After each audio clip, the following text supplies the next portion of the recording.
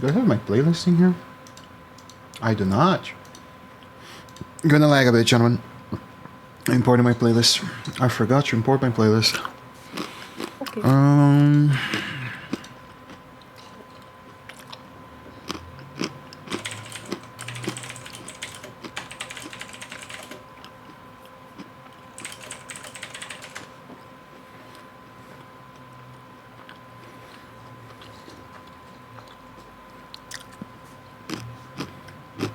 Yeah, might as well not, because Twitch, so. Let me see if I do have it, there you go.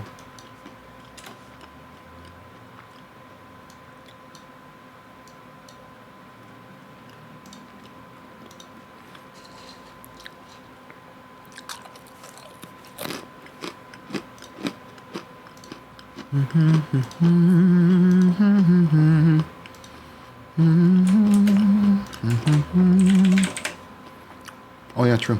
I do it in the item. I don't do it here.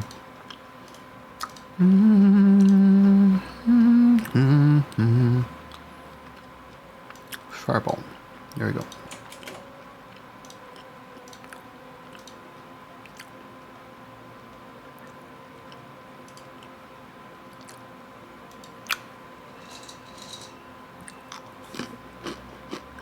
Those. So I'm sorry. So the vote was yes, we could use Grim Hollow? No. Oh. The vote is tied, so no. Okay. All right. I think of it. I don't I'll think stick with of stars anything. then. I was thinking of one of the other ones, but stars is nice. All right.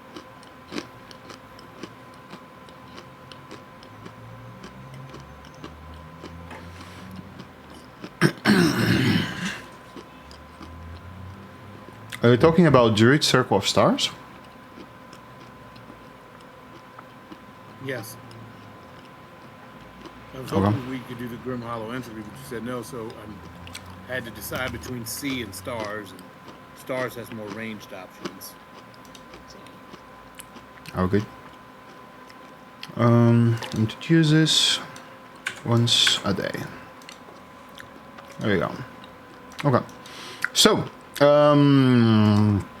you guys are in Turnish, region to the south of the Sea of Stars, right here.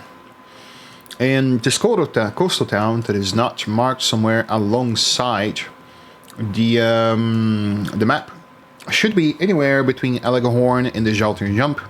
So we're putting it around here, into this small little corner.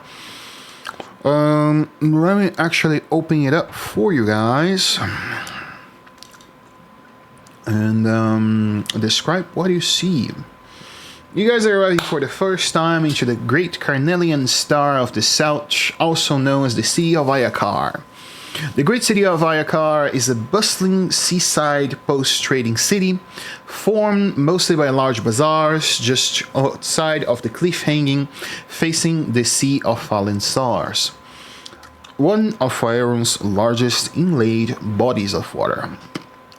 The air of Ayakar is thick, with a bringing of scents of the sea, and there is a permanent chill in the air. The waves crash onto the cliffs, and a harmonic sound leaving a fume of salt on every surface. Fishing is the most common trade here, and is pretty abundant and prosperous. And among the bay, you see that as you arrive, either through the main gate or the docks, there is multiple barrels of fish that leave that fresh scent of salted fish about everywhere. Some of who, if you look at those barrels, you perceive that they actually are very exotic in its own stanza.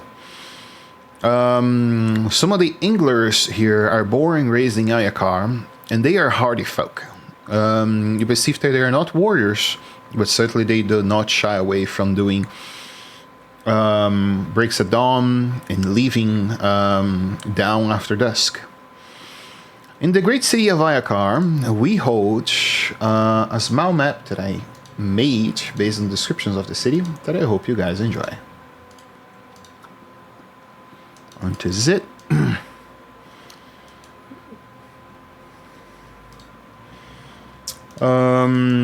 After you guys cross through the either through the main gate for at least two of you, or through the docks of the city, we now as players see each other into the scene upon the voyage of entering onto the town. Each one of you will eventually and inevitably arrive into the regions of the bazaar. And as people are wandering about into the bazaar, enjoying their day and doing whatever they wish to do, we'll go over character introductions. And first on the order is you, Doorbell. What do you look like? What is the first impression you pass? Alright. So, You know the drill. you'll see. See the throat. So, you will meet Sokia. He's sitting in a deep dark corner. He actually, he's a small character by nature. He's roughly about 5 feet if he's lucky with heels on. He wears a dark black robe with little markings that are in the language of unknown origin, only known to him. He carries a staff that is approximately his height, but it will extend a little bit above his head. It is a staff of what appears to be yew wood. So it is a bone white staff topped off with a gem that is of blood red origin and is quite interesting looking. It's blood red and it shifts with the light imperceptibly. He also has quite a large dark black beard that hangs past the edge of the cloak. His face is mostly covered by the cowl of his cloak, but you would see under there a pair of bright yellow eyes, along with a quite lush head of hair which is black as fitting his beard. He has a couple of visible tattoos up his arms that are in an assortment of Gnomish, as well as a couple of more ancient languages. He also is sitting, reading a tome of magic and of a god. He also has a book of gods that he carries on his hip, which he uses to keep of certain knowledges about. He also will be drinking from a large mug of ale. He's kind of scanning the room cautiously, for he has travelled very far to get here, as these lands are quite foreign to him, but he's been sent here on a bit of an expedition by a friendly, or some would say not so friendly, patron. But yes, you would see him smile. He has 4 or 5 gold capped teeth right in the front of his mouth. But he just sits there surveying the scene. He's sitting in the dark corner whilst watching on. He makes no attempt to get up and see too much. He just will sit back and be observing the room.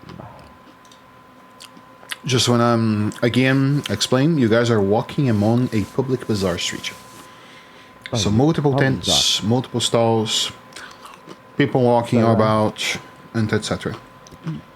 He is looking for... He's kind of walking along the streets looking for any magic items whilst trying to blend slightly into the background as such. He is also, you would see him leaning on his staff for a bit of support as he walks. But he's keeping his head down whilst observing the goods as he wanders the streets. Kind of aimlessly, you would think, but it has some purpose. Thanks for sharing. The phone next. Alright. Well, I'm assuming that my character is probably side by side with one of the other characters right now. Yeah. And my character is standing at 6 feet tall. He's middle-aged wooden elf. has a oak's tone skin, piercing silver eyes, and long flowing white hair. He wears a high-quality stud leather armor beneath a regal blue trench coat, adorned with intricate golden embroidery. At his belt, there's 2 scimitars, a short sword, the rest are sheets. They're all seemingly really high quality, hinting at both grace and lethality. He probably currently is having a chat with a merchant, trying to haggle him for a lower price on some rations or something. Mm-hmm. All right. Assuming that there's someone standing with him, Mm-hmm. said merchant. Mm-hmm. Yeah, there would be. The merchant will be talking with you, negotiating fair price. All right. We'll skip one and go down since they're closing nearby anyway. Elise, introduce the boy there. Alright. My character is Soren. He is a changeling, but right now he's disguised as a middle-aged man. He'd be a little bit shorter than Elwyn. He has a ton of weapons on him, from bows to daggers to short swords and long swords. Just very, very stacked. He has a cloak and kind of goggles on his face. He's with Elwyn, helping negotiate for prices and also keeping a watchful eye on a different place. He's not he hasn't been in society in a bit. That's a fair statement. Anything else you wish to share about the character? Is very greedy. Will take your money. That's fair. All right. With that out of the way, we depart to the next person. Your go, Mr. Shinks. Okay, my character is a veteran. He would most likely be currently at the Fisher's Row. Trying to find that on the map. F, yep. And his upper body and face is that of a falcon. But he's got wings of a falcon, but they don't work because he was trapped underground for so long, and he was cursed to not be able to fly out. And when he's got legs of a jaguar, and he's wearing like a green leaf collar, and around his waist he's also wearing a green leafy kilt. He's kind of just trying to work out the world because he was taken from his own world and placed and escaped to a place he doesn't really know.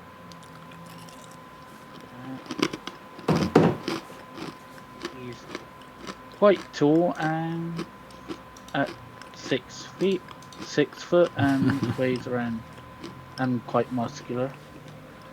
Sorry.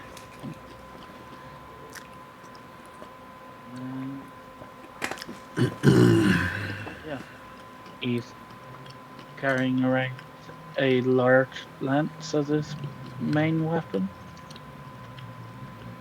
Okay. Of choice, and whilst he has other weapons, it's his main choice. He's got boots with wings on them. Since he cannot fly himself, he's had to get an item to help him fly again. And for the record, he's a barbarian and fighter.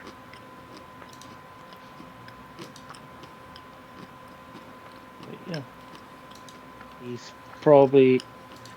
he's at the Fisher's Row getting, buying fish, and he's a bird. He's more into fish as for his food.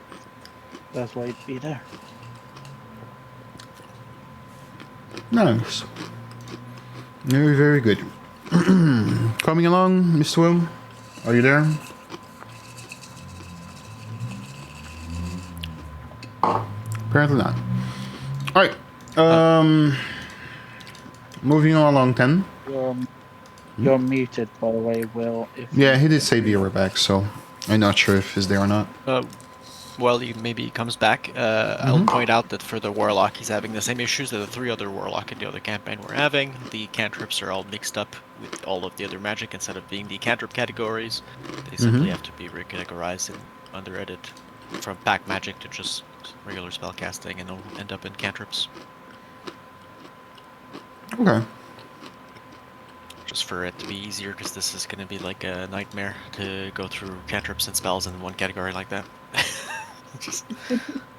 Oh yes. Oh yeah. My pack magic is just everything. Yes.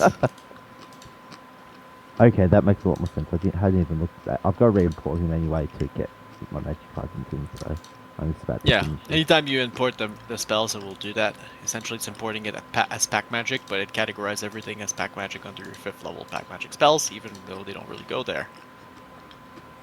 Just a categorizing issue. Foundry hates us. Well,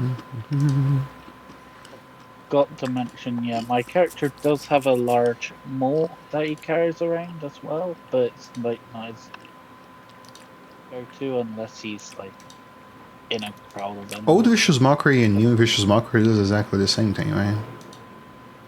pretty much. I think they're slightly different. I think some on the D&D server, well, but they're slightly different.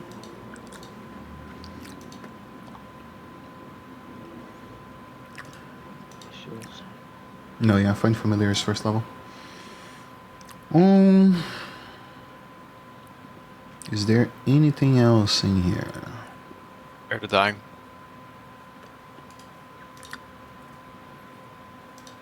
Vicious Mockery. You unleash. Yeah. If the target hear you, they cannot understand you. Okay. So,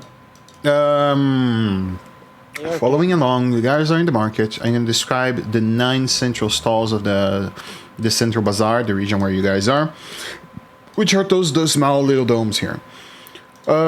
Area number 1 is the bread maker corner, which is a shop where, as per the name suggests, is a bakery. It holds mainly the primary imports and exports related to bread making and that sort of stuff. So you guys will find flour, eggs, and anything related to baking, really. Number 2 is the tea house. Again, import is in exports tied to the relation of teas, herbs, etc. can be found there. Merchants normally come here also to enjoy light meals alongside with tea, mostly in the afternoons. There's the angler shop,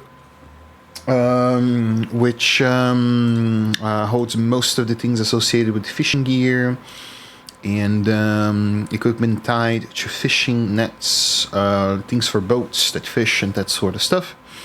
And then the sailmakers, which is a huge sewing company. Hold up. Are we talking sewing about the same thing? Going. Sewing machines that create and repair ships. Yeah. Their sails would need to be sewed. I don't think we're talking sewing on the same term as in sewing like sewing clothes. I think this description is wrong. I might report that to Wildman Games. So basically, the Sailmakers is a shipwright making company that repair ships and make ships. And for some Is reason, that in- sewing is in there for some reason. Well, it would be. There would be some sewing for the sales. Okay. Well, Would that be in 4, or is it also with the fishing gear? that's on 4. Okay. On number 5, there's the spice market. All sorts of imports of exports of spices that come and go from Turnish come along on to here. And beyond, that'll be imports.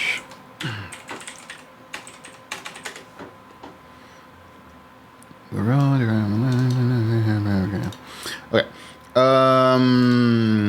And you guys also see on number 6. Let me actually put a market ambiance here. Market ambiance. There we go. As you guys navigate across the markets, you would see the number 6 is the traveling wares, where you can purchase anything that is within the equipment tab, from the basic no magical supplies that are in preparation along the seafaring journeys. So people come here basically as a sort of a general item store or gift shop, if they want to buy something that is not within the islands of Turnish. At number 7, you guys perceive a large meeting hall, where basically people join up and convey to make a change, trade, and deal with negotiations. Number 8 is a large improvised hospital. If you guys ever, again, been to any of the regions with the Muslim folk, the Arabian folk, they like building everything in stone domes a lot, and hospitals are not that different. They, instead of, the traditional tile buildings, if you go to more central areas, they actually have, those old expeditionary hospitals and that sort of stuff. That's basically what you guys would see. A very large dome of stone with separate rooms separated by curtains, and medicus attending up around the region for recent incidents in the bazaar or in the docks. And finally, you guys would see at number 9 a worm of fresh water that holds steam coming out from what seems to be public baths, where you guys can enjoy what seems to be the fashion of a beauty day spa into the public baths.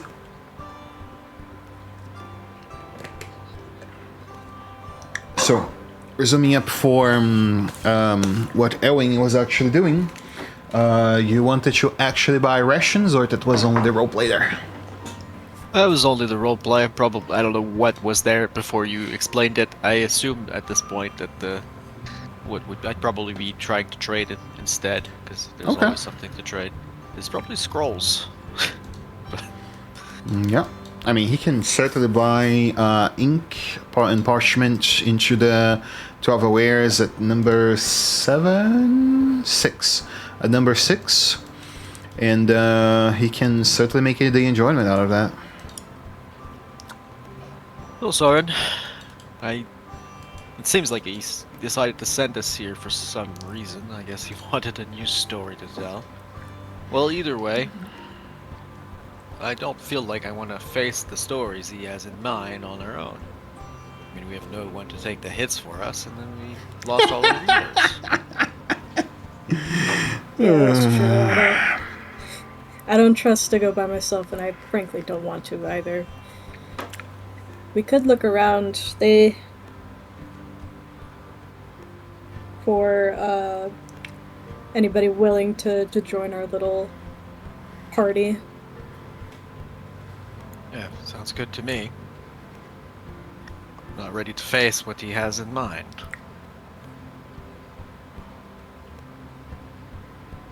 Let me check one thing real quick.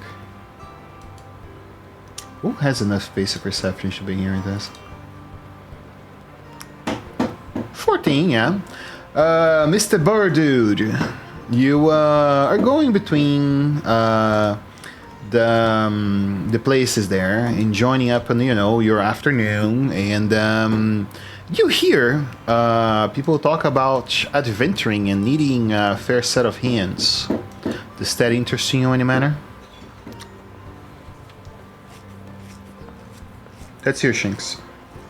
If Birdman was not directive enough. Okay, I did speak, but I was on mute, so it didn't help.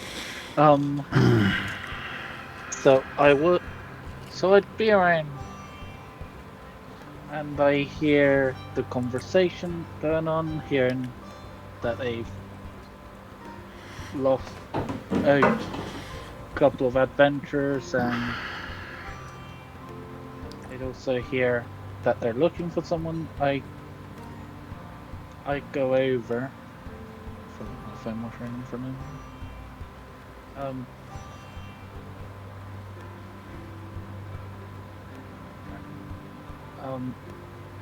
I asked. Sorry, I was distracted for a sec because I am hearing something ring. Come on, Shinx, focus! It's game time. Sorry, it's not me. Something's just making noise. So I go over to Elwin, the group, so I hear you're looking for someone to help you in a journey. Of course we are. Always looking for someone who can take a part of the burden. What kind of burden would that be? Well, it depends on what kind of trouble we get into. It's all part of adventuring, isn't it? I'll start looking at him and walking around him, have a look at his potentially very strong physique, I assume, based on what I've seen in your character sheet. It Seems like you'll do just fine. It'll fit right in. So you like to get up front, close and personal Cannon with fodder. your enemies and you hit them real hard, right? I can attack from afar and get right in their face. They won't get close enough to you. Perfect. I like to hear that. Are you from this place? We're from out of town. And we're a little lost. I was looking for purchasing scrolls, but quite found the shop yet. Should I do a check to see how much I know of the town? Since technically I'm an outsider, but I could have What are you looking for? knowledge to know if there's any place, the place they're looking for. And what are Or they looking How for? much? Looking for a shop for scrolls.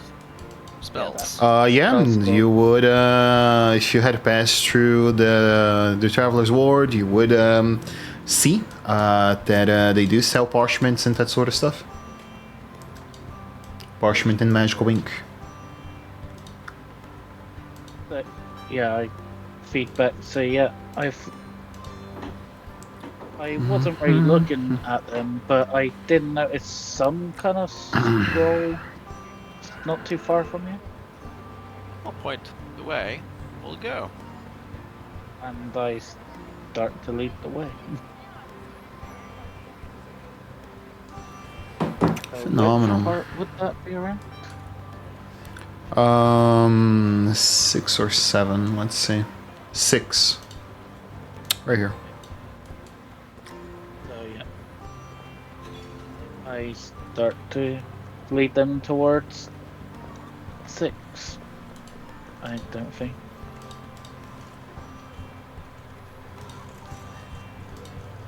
Is there a small list that you can put down for what these all have inside of them, so I can? Oh, you want a name for each one of them? Sure, I can do that. Legend. Yeah, just a small legend because I was confused. There. So, yeah, I lead them towards travel wares.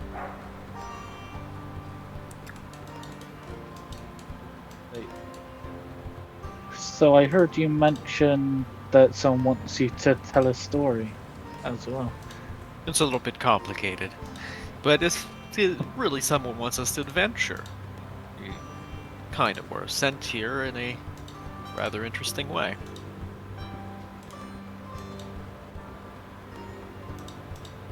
At the end of the day, I have no clue what's happening in this place, and I suppose we'll find out a bit of exploring. First, I think I want to potentially purchase a few spells. Help.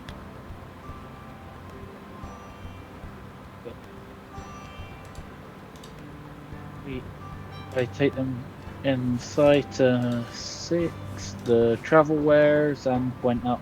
So I saw them around here somewhere. Ah, perfect. I would Into approach the travel wares, since as far as I remember, the gnome was looking for somewhere around there.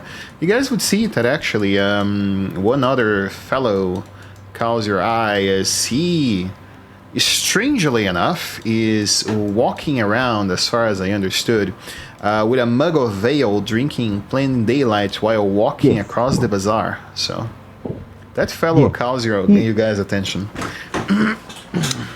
He's been known to day drink. Slightly. Alstrid, are you badly as my walking? other character. In a very crowded place in the daylight. Like, how steady are you walking here? Like, how much have you had to drink? Well, there's a reason I'm leaning on my staff. Ah, I see. You're just asking to get pickpocketed. Yeah. Yeah. It's a very serious statement there. Oh, Like, I'll assume we probably bump into each other or something, since you're a bit No. drunk and you're small, so I probably don't see you. Oh, sorry there, buddy. You're alright. Just gonna look up to he's just gonna look up at you because he's very, very small. He's gonna look up and go, ah, which way you're walking? And this little fellow actually needs space to move. You make a fair point. I'm sorry I didn't see you there. Correct. It's quite crowded. That it is. Hide easily behind people. And that I like. He's be looking up and go, and what is your purpose in this market anyway? If you're in such a rush. But wasn't in that much of a rush. I guess I got excited. I was about to buy a few spells, probably, depending on what they have. So Spells and magic. Everyone's joy. You have to flick his hand and you just see a few little sparks come out from his hand. The joys. Like to do magic yourself. Ah, you could call it that. So, my dear friend has other ideas about some of these things. Your dear friend. I look around. Yes. Yes, someone that is not physically here, though. I can always feel his presence. Unnerving presence some days as it is. But, what else is your purpose in these markets? You look... don't know, it's from... mostly when I was younger, but a little lost. Like you're trying to go places. To be perfectly honest, I don't have any particular plans right now. I just arrived, and me and Soren here are a stranger in these lands. Ah, We're gonna do a it's little not too, shopping and then look around for work. always useful. Strangers not unlike myself. I haven't been in this place for very long. Interesting. It's thinking, or I don't know what it is. A little bit different than my home deep underground, but you know, it's serviceable. So what do you do for work? Oh, a little bit of this, a little bit of that. Further the goals of a pleasant person who I know, and help him along with what he wishes. But apart from that, I go around and offer my services where needed. Adventurer of sorts? Not the most adventuring type, but if it pays well enough, I will go anywhere. It is mostly about the coin for me. Then we're the perfect people to meet. We have an act to make a lot of coin. That would be good. I mean, neither some since traveling to this land, but I'm down on a bit of my coinage. So, if you need somebody, he kind of keeps going on. Look out for me. I can give you a hand. As he keeps kind of wandering along, as you just see the mug of ale that he was drinking. He just kind of looks at it, whispers a word to it, and it goes back into his bag.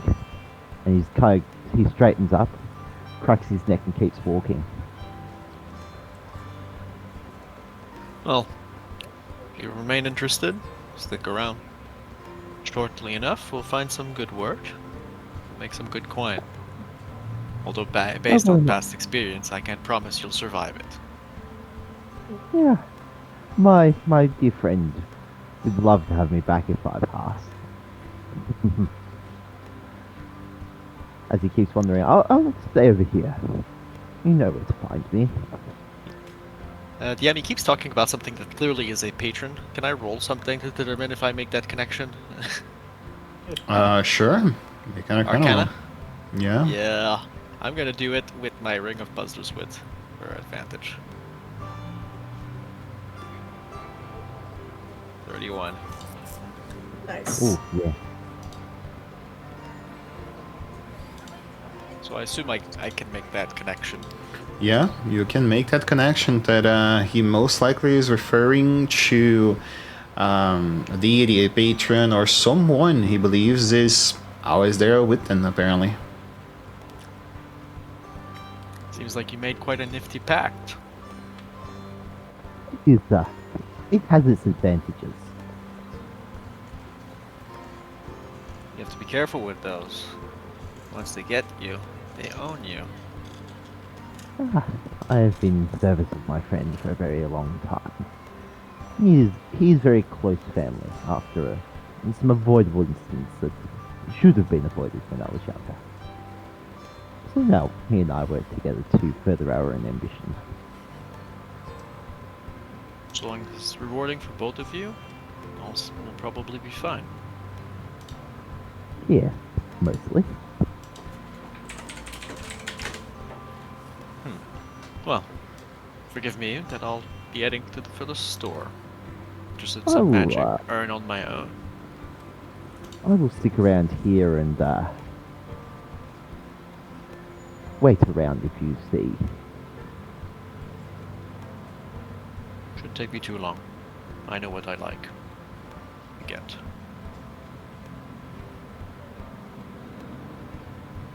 We'll head towards the magic shop. Scrolls, spells. Approach the person at the counter, I assume. Oh, you're looking for specifically a magic item scroll shop. Yes. Okay. I want to buy scrolls with spells on them. Got it. Got money and I want to spend it. Fair. I don't believe you'll find one in Turnish, though. Let me check. Probably not here. No, in Turnish in general. Oh, okay. Magic item shops are not a thing at Turnish. I see. That is very interesting. Okay. It's not a larger settlement, so Yeah. Okay, certainly a that's fair. trading hub, but certainly not a major city. Do they have magical ink? They do. Okay. How much for one use of magical ink? 50 gold. I'll get 4. For 200 gold. I'll be that. You got it. It's yours. I'll leave the shopping at that. It's pretty much the only thing I could potentially need at the moment, so that's fine. All right. Aside from actual scrolls with spells. Mr. Will, are you among us? Yeah, something definitely happened there. I mean, you guys continue up your way towards the towards the shop. Buy the items which you deem fit. And is there anyone with basic perception 17 or higher? Me. You? Phenomenal. I You notice that when you guys switch around in between stations to go from where you meet the gnome to maybe the meeting hall or somewhere else, you guys are being stalked. You notice what seems to be dark-skinned Caucasian Turnish male that he seems buff, you know, he's well-dressed. And you perceive that he has been following you guys for a while now. Every single room you guys enter, post the room you guys are with the gnome, you notice that he's with you guys. Oh yeah, he carries a weapon. He does carry a weapon. I'm gonna kind of elbow Elwyn and whisper to him, we're being tailed. Turnish man has a weapon. He's been following us for a bit. Lose him. I would guide the group to outside of wherever we are and cast Pass Without Trace innately. As we do so, try to lose our tail. Verbal and somatic, right?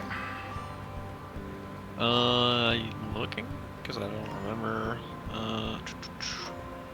Yeah, verbal, somatic, and material. But innate, does it also require the yes. same? Yes, okay. Let's do that. Let's follow the same rules. Why is mine? Oh, 7:30, no fucking shot. You come around to it, and you do your magic. You guys among the crowd have your footsteps masked with the magic in this mist, and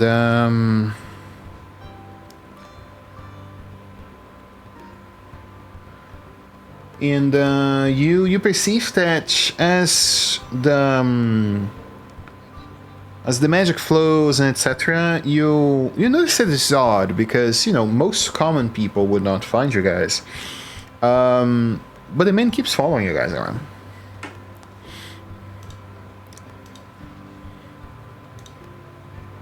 So In that case, I lead him into a less crowded place. Sure. I keep acting as if I'm trying to lose him, but I try to find a place where there's nobody else. Where there's nobody else will be hard in Turnish, unless you guys literally go to maybe a warehouse in the docks or something like that. Yep, but you certainly can find perfect. You certainly can find places, maybe north of the guild net, something like that. Like down an alley or something. Sure. Is there any empty boats that we can kind of bring him on to question him on? Yeah, Or I mean, sure, you could do that. That is certainly a potential there. We'll turn to the first alley that is pretty empty, essentially empty. Mm-hmm. And as we get to the other side, I'll just turn out of the the alley to not be seen, and then step back in when he has enough time to get into that alley as he's following us. Okay. Yeah, I mean, you guys follow along, and once you do that, you do perceive that upon reaching the higher area there, you eventually come along onto the north of the alley on the warehouse, and once you are, going about there, you see that the man, close his eyes, cross his arms, and stand, expecting you to return to him. May I ask why you're following us? You may. The name is Mizar, my patron. The Darian family is is after a band of adventures, and you seem to fit the bill. What for? It's not up to me to discuss the matter. It's up to my patron. Ah. You're simply the one in between. Indeed. I work Okay. for them. The pay is good, though.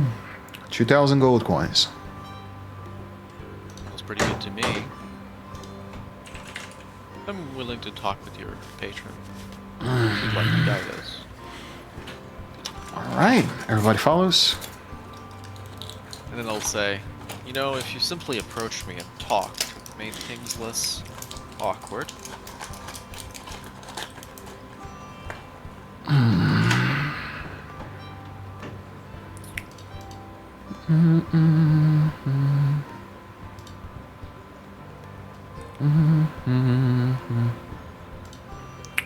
Give me one small little second. I will continue to see a moment. Will, did you return? I think we lost him for today. Damn. Yeah, you'll be able to tell when he returns, because on Discord his icon will switch from away to online as he actually starts using the computer.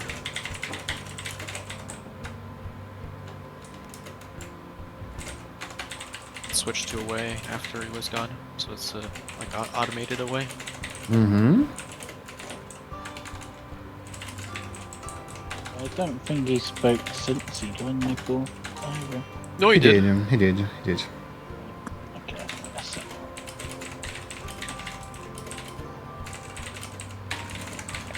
Mysteries.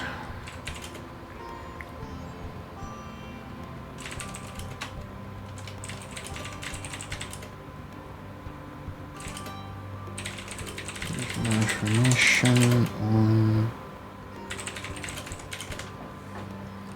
Okay.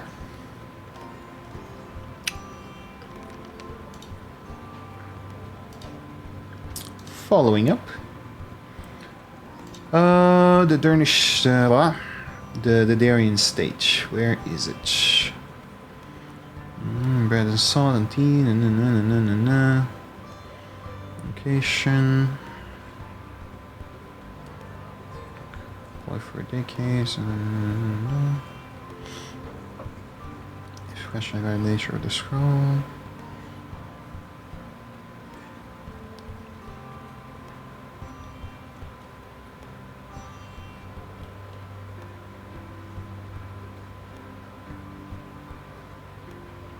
Okay. I just realised my character didn't even introduce his name to you. Nope, none of you actually spoke to each other about your names. All right, you guys walk around on towards the meeting home. He leads you guys there, and you perceive that you take one of the private quarters into the area, and you see that he closes the door. He claps his hands. And you guys notice that food and tea and smoke form around. And you perceive that this man actually holds some magical potential on him. He asks you guys to sit. And then he puts a small parchment of scroll in the middle of the room. Where then he reads it in what seems to be the illusion of the shadow of a man appears up into the center. And let's actually change the music here. I want to just quickly use thaumaturgy to cause an invisible hand to open a window. Okay, there is no window in the room. Okay, so I can't do. Okay. You see that the illusion of this man is his face is completely shadowed. He holds a masculine form, and his voice is kind of fumbled, almost like in it's masked. You know, it has some static in between what his true voice would really be. And he says, Welcome, hero selected by my servant Mazar. I am the patron of the Darren family, and I need assistance with one task of great importance to me. My daughter, Zahira, has recently been amiss, and it is with greatest shock that I bring this to a band of folks that I do not know. And the reason is, someone of high standards in the city of Ayakar and in Turnish as per se, I would like to keep this as most discreet as possible. I hired a crew of members, corsairs and pirates, you could say, that will be guiding you across the regions to try to sum up where exactly my daughter is. Your task is to track her down and bring her safely. The pay will be 2,000 golds delivered by my servant Mizar to you upon the conclusion of the contract.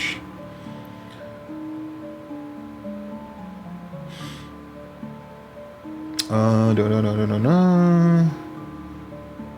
asked, how will you know when the contract is complete? You see that the illusion doesn't reply to you. Instead, as soon as the information given is completed, Mezar wraps up the scroll and then proceed up answering questions. Don't worry, I will know. You see that he again claps his hands and well, would be 5, but Will character is not here. 4 magical He's here scrolls. He's here now. Yes. If you're Yes, I'm here. you'll meet. Okay, cool. All good. Sorry about that. All good, Ben. All good. You did say that you would do that, so I'm okay with that. So basically, what I am doing right now is introducing the quest. They are already, midway to it. Do you mind if I introduce you along the pirates? Do you have any reason to be tied to pirates? No, feel free. Go ahead. Do whatever Okay. you need to do. Okay. So, there is one more that will be joining you that is already on this mission. Your first visit will be to the Pirate Islands. Once you arrive there with the boat that is being provided for you, you navigate which we believe is the causer of this manner, the Pirates of Umberlee. That's another reason why I'm hiring my patron is hiring adventurers to this cause. We do not wish to buy feud with such a respected faction among Turnish. So you'll be facing not only a very qualified group of enemies, but also you will be striking feud with the religious order of Umberlee.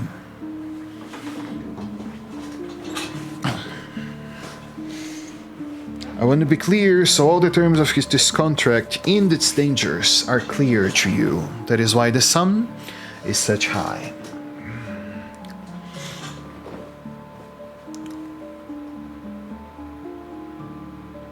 Should you accept the terms, sign the contract in front of you. Sounds good to me. I have a pen. You see that he makes a pot of ink and a feather appear in front of you. I grab the feather. I check the contract as it's signing to check all the details. Investigation roll 18 or higher. I have a passive of 28. What do I get? You get that this contract was made in such a form that certainly is not front displaying. Wool scientists tied it with magical properties that does not come to terms that a mortal could make. You guys are mostly treating with a genie. Does it seem to match what they said though? Oh yeah. The description matches completely, and there's clear terms there that should You guys not return, you will be hunted. Sounds fair to me. And I look at the what's his name, Mazar? Yeah, Mazar. Mazar, yeah. And I say, a djinn, huh? And I sign the contract. He smiles and say, you can assume whatever you wish. The contract indeed was written by a genie. I cannot lie on that regard. Yeah, I signed. Yeah, I'll sign it too after him. You see that he takes 200 gold and throw it onto each one of you and say 10% your advancement. I know you adventurers like to haggle for property funds on the mission. And yeah, you guys gain 200 gold from the contract up front. Nice. Nice. Go for it, you up there. Yeah, I just spent. Let's go look around and go. We had that in ourselves. Yeah, you can't tell yourself. Yeah. I will get to you when they arrive in the ship. Go for it, Ripper. He's just gonna be looking around going, contract with June. He's gonna see a little, he's gonna press his fingers. He's looking at it kind of follow, just curious, see what's going on, and he's kind of stacking around waiting, and he's just looking around going, well, what to do with my time in this place? And just smiles and keeps looking around, whilst also making a small connection to his patron to see if it's alright to sign a contract with someone else, especially the gin variety.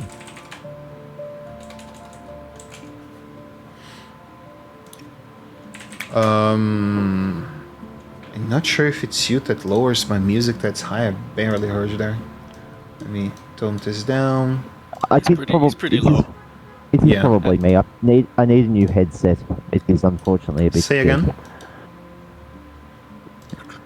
I understood the I'm part of the going to be roleplay on the wandering around. genie part. I did not understand your question in the end. Or you're He's going to pondering. be making contact. He's pondering. He kind of presses a finger to his temple and is trying to contact his patron to see if it is alright to sign a contract with a gin, being a You maker see, and that's so I assume a lich or something of the like. He is a. My patron is. Let me find it. I actually had him down here. It is Larok. Oh my fucking Love. god. Yes. This is so funny. You see that oh boy. He answers you and say, be sure what is tied to the contract and what sort of magical devices are on it. That's all. Yes, my I'm neutral, but he's lawful. No, it's not I because of that. Sazastan and Arlok are mortal enemies, so it's so funny you are on this game. That's all. Your patron literally has a millennia long quarrel with Sazastan, the guys you're actually gonna find in this campaign. Yeah. This is so fucking funny. But yeah, he gives you the ahead. As long as you know what are the magical properties in the contract, you can sign it. So yeah, you can roll on a kind of roll 18 or higher as well, which is the DC of the genie. To identify based on the runes. There are runes again. So if there are physical runes tied to an object, you guys can read the properties of the spell through the object itself. If there is none, you guys can roll detect magic to know what they are. Oh, it was 16 with plus 3. Oh yes, I'll use my dice. 19, you pass. You note that fucking hell. The objects that are signed within there are the scrying spell locate object spell, the locate person spell. And I believe that's it. So basically, to find whoever holds this fucking contract and whoever signed it. Basically, that's it. Cool guy. Kind of nods his head grimly and goes, that is fine with me, and we'll sign it.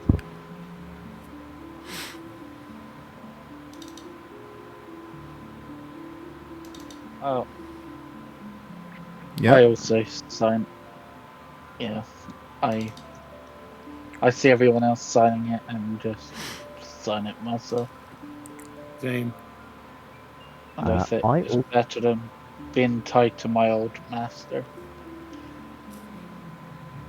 I also need to work out why my items aren't attuning properly. So I should have much higher AC than that. Most likely, the effects are not properly enabled. Let me check that. Yeah, there Yes, you go. but It's the they are batteries have to- inactive. That's why. Okay, how the hell do I turn them active? I do it. You don't. Good, thank you. There you go. You get to full health as well, because Okay, so you guys see it, Mazar satisfied with you guys, signing the contract. He says, "Meet me on the docks in the morning. Enjoy the pleasantries that can be given by the Carmelian Star." He smiles and let you guys be about your day. So we're pretty much at a table full of food and stuff Yep, right now, and yeah? tea for you guys, yeah. It has the effects of a hero feast. Ooh. Nice. I don't expect you guys to find battle with the local guards, but, I always count with it happening, so. I noticed we're all fighters. Yeah. One warlock, so. One warlock, pure warlock. I didn't see that. don't. I'm not used to multiclassing, so I use very pure characters. He's a warlock, yes. No. I'm more of barbarian, but I do have fighter. Okay. Well, this is interesting. We got a fighter wizard, a fighter warlock, a fighter rogue, and I'm a fighter druid. Yes. I mean, I'm only a single level in fighter, so it's almost not worth mentioning. Oh, it's worth it. It gives you that con save. That's the Nope, and it does and not. ability to work some decent. What? No. I went level wizard first. Yep. Oh, interesting. Thankfully, I have things that up my con, thankfully. Yep. Okay. I have things to up my strength a bit. No, for con I'll have to get resilient later.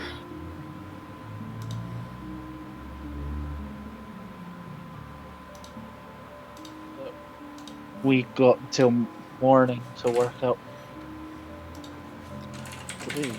So what's you guys' names? We're gonna travel together and all that. I was being cautious of asking for names before, but it seems like we're gonna I be am stuck together Benjamin for a little Anton. while. I am Benjamin Anter. I grew up by the sea, but have always yearned for the stars. I want to do as much adventuring and see as much of the world as possible and complete my star maps. And I point to my bag, and you see many scrolls of star maps and things inside, and cartography equipment and all that kind of stuff. And I'm just trying to explore the world. And I also have a knack for healing, and make that one of my specialties. So if you're ever in need of some assistance with your health, please speak to me immediately. Sure will do. I'm Elwyn, by the way. Elwyn, I like nice to to do meet you, magic from the back line. I can do from the back line as well, but I plan to do a lot from the front. I can handle myself at the front lines as well. My name is Tekoani. I'm here after breaking free of the prison of the Underdark. So you used to be a prisoner. What are you trying to accomplish then? I'm trying to redeem the pain I caused down there. Pain you caused. That's why you were a prisoner. Are you saying you should have been a prisoner? Did you deserve it? I wouldn't say I was just a regular prisoner. I was made to cause horrors that I didn't want to cause. Sounds more like a slave.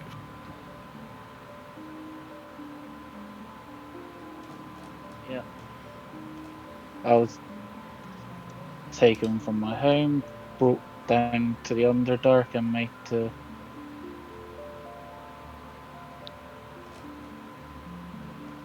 cause pain towards others. And now I want to try and do as much good as I did bad. Well, can't promise you will do all good. But either way, you'll make something of yourself out here.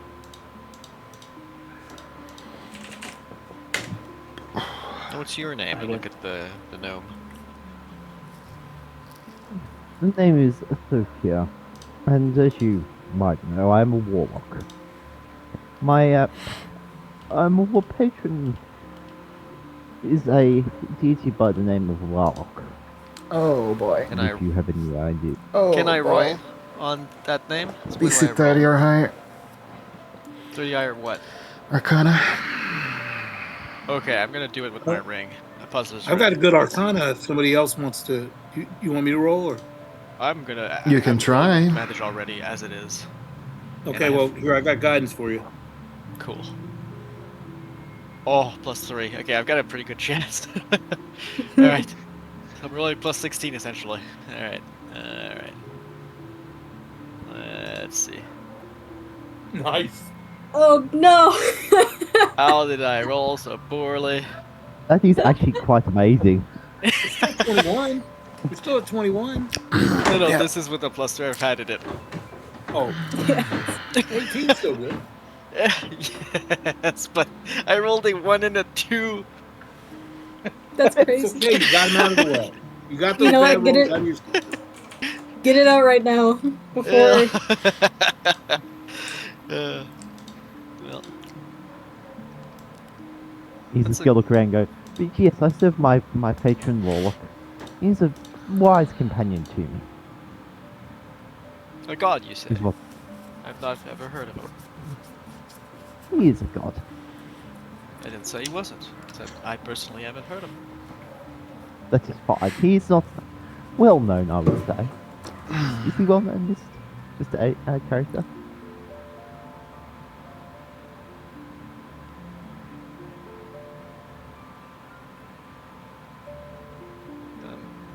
Syrup? Yeah, sorry, say again. Is he well known? Larlock? No. Is my patron? So the difference between Larlock and Vecna is that Vecna is known because of the achievements he made of trying to destroy the war twice and trying to make gods bend to his will, etc. Larlock did very similar achievements, but he did not give himself the credit for it. So Larlock is the second strongest lich within the entirety of the Forgotten Realms. He does hold powers to face most demigods and even some lesser gods of the Forgotten Realms Pantheon. But realistically, he never gave himself credit for any achievements he achieved. He trained some of the most powerful liches in the multiverse. And he still is one of the biggest threats of fire. And the thing is, the guy doesn't want to conquer the world. You know? That's the reason why he, the King of Shadows is aspire the title, exactly what he is, right? He is one of the greatest villains of all time, but literally no one knows he is one of the greatest villains of all time. He keeps everything a secret. Every great achievement he ever made is only known to very few people. There's like 6 people that actually saw him and live to tell the story. Most of them evil characters. So that's the type of man Larlock is, even if he's extremely fucking powerful.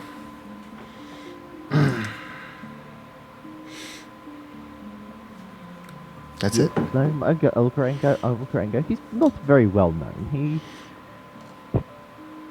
My village was, where my home as such, back from where I came from, was raised. I fell into despair and anger and a few other emotions, and he appeared to me, and now I serve help serve his will. Well, He's a I'll good look forward friend to someday. knowing more about him. Sure, you'll tell us. Lots of good stories. Well, there are plenty of stories. Some may not be known, some may be. But,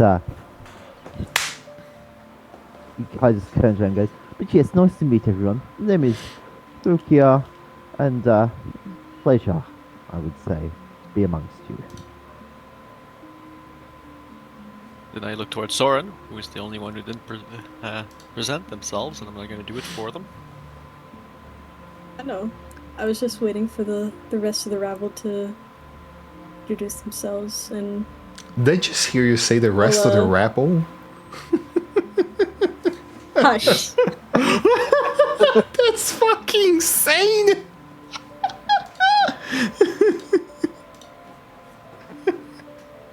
Proceed. He'll introduce himself and say, "I'm Soren. I'm not really from here, so I don't know all that's going on, but I am very interested in what's to come, so I hope we can..." Soren's a guy? Yes. Yeah. Okay. Or a I girl. wasn't sure from the picture. Could be. And then you said We don't he, know. so. Yeah, you can just refer him to he. It doesn't matter. Okay. Soren can be anything he wants to be.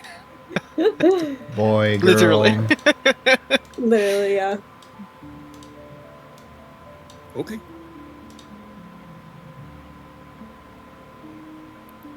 Is that where we are? I assumed we were at P, weren't we? Soren, know. did you tell us you were a rogue? Or Oh, no. I just said,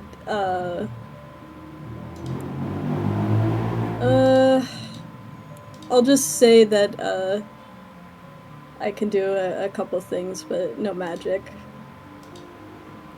well, one of my magic pools causes advantage for the next person to attack the same enemy. So if I shoot the person that you're about to attack, you'll have advantage on that attack, Okay. which I know can make a big difference to certain backgrounds. Yes. It'll definitely be helpful for me.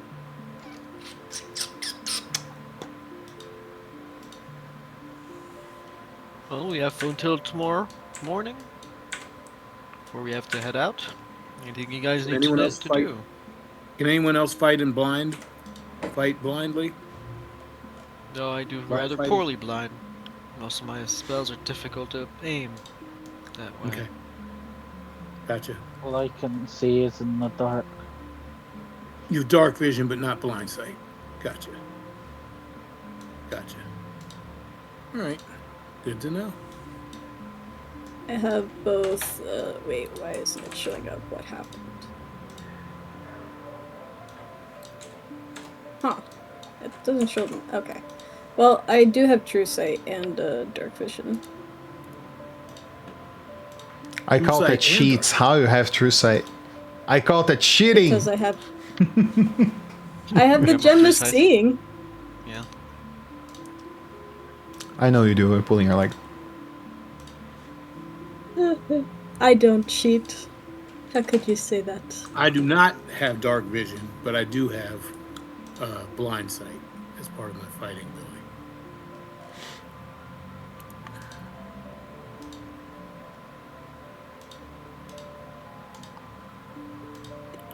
Do we want to explore more, or should we go and search for somewhere to rest? Did they It's, give us a place to rest, or are we to go and get it in? Yeah. You are to go and get it in. Okay. Well, any of you know where the closest inn is?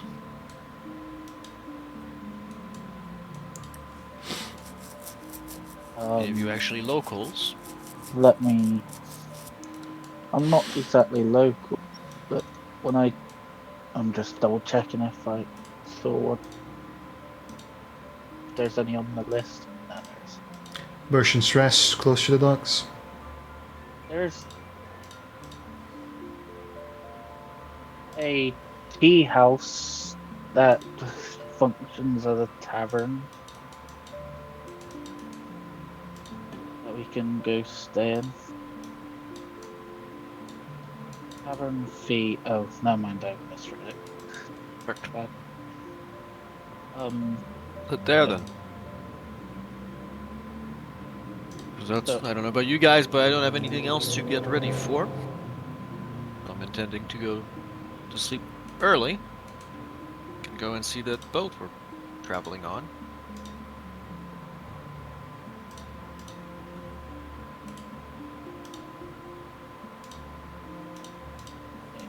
Alright. So, Same here. yeah. I follow along.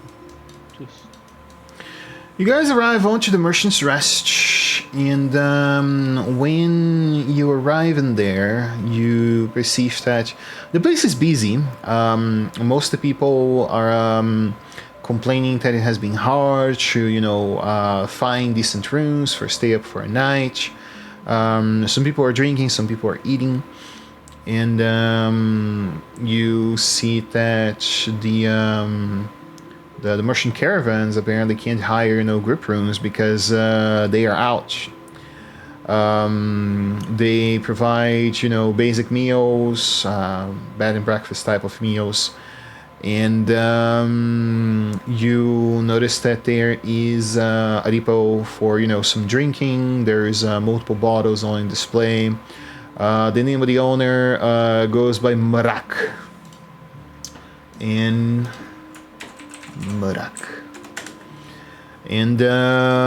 he is, the traditional Turnish male, black skin, traditional turban, wears a white tunic, lots of jewelry in between his fingers, lots of rings, that sort of stuff.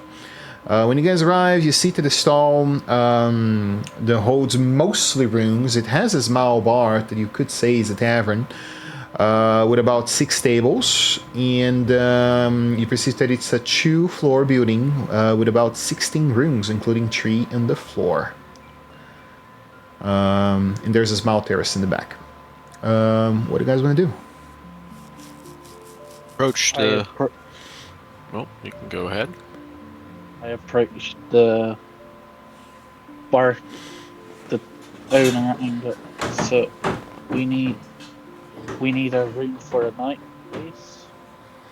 You see he looks at you, For smiles, and then says, I have one room for one, and I still have the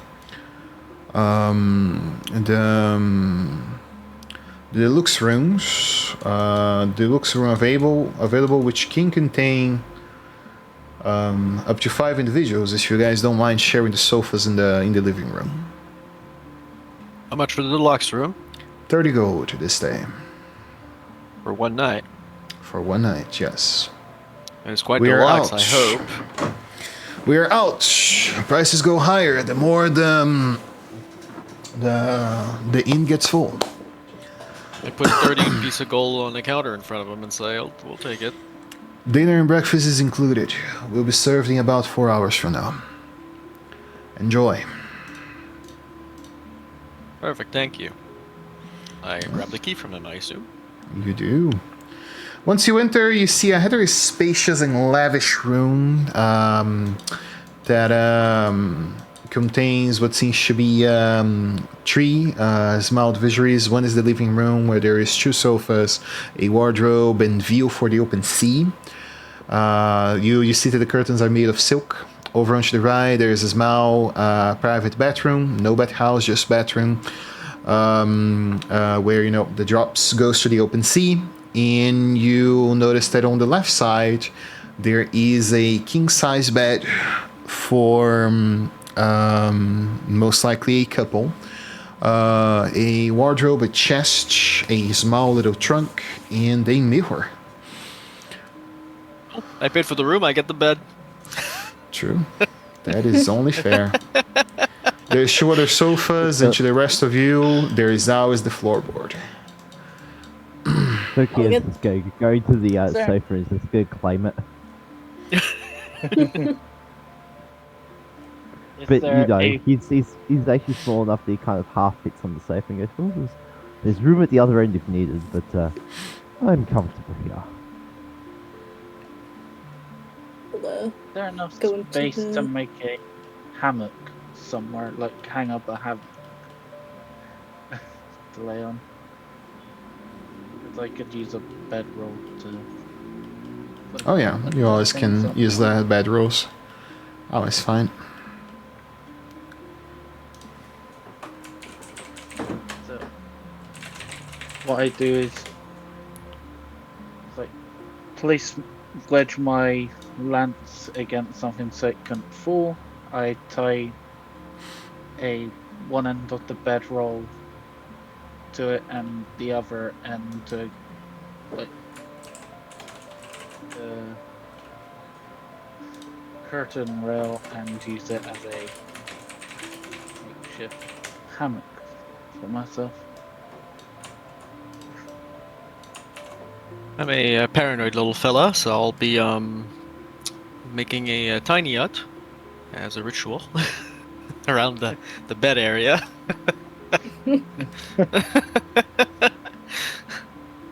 I'll go to the corner and just use a bedroll and just sleep there.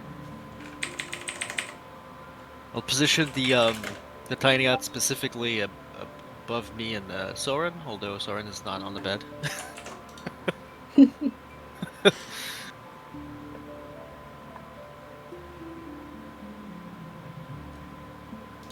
Yeah. Oh yeah.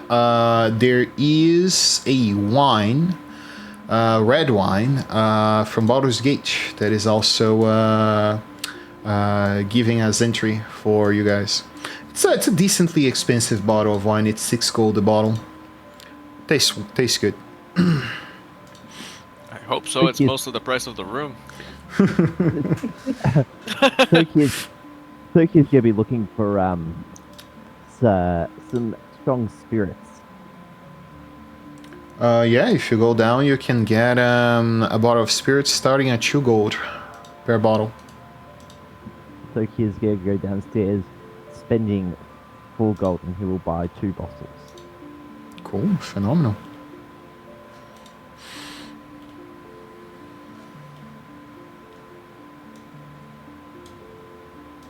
You get the bottles.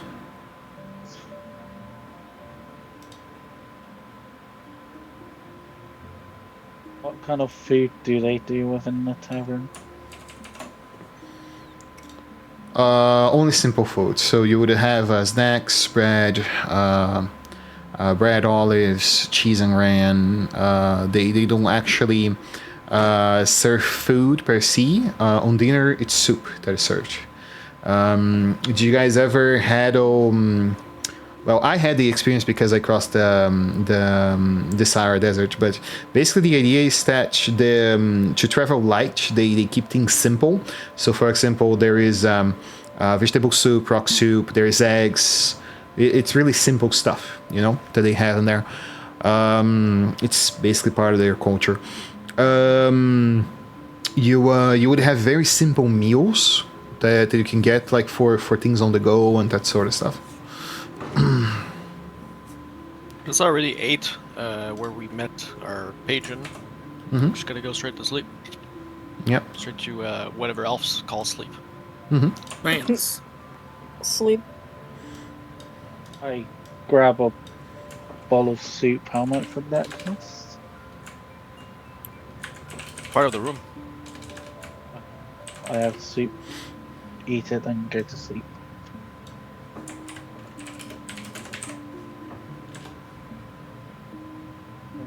Where's the long rest button?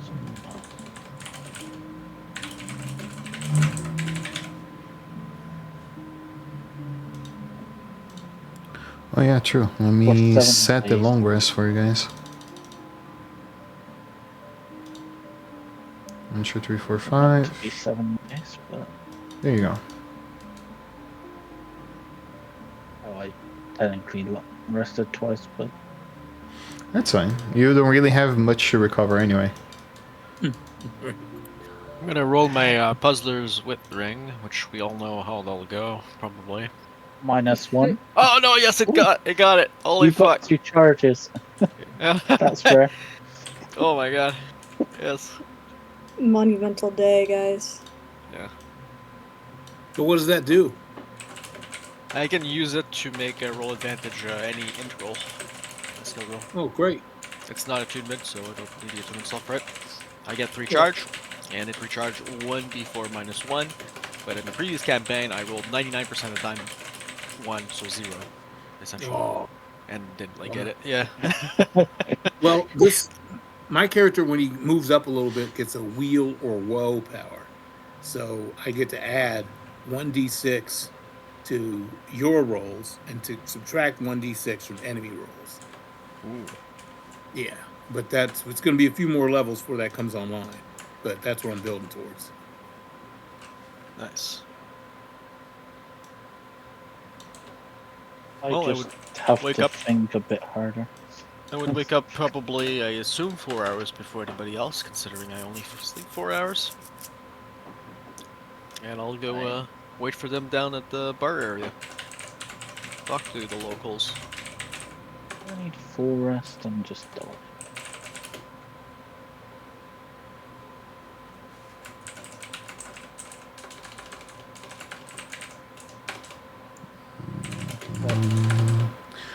Before Yes, Storm leaving wakes up. town, do you guys have anything else you wish to do?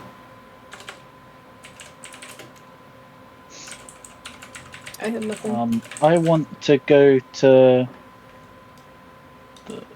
That just reminded myself what it's called. I want to go to the hospital to buy some healing potions. And I do realize I need to pray to Celine to.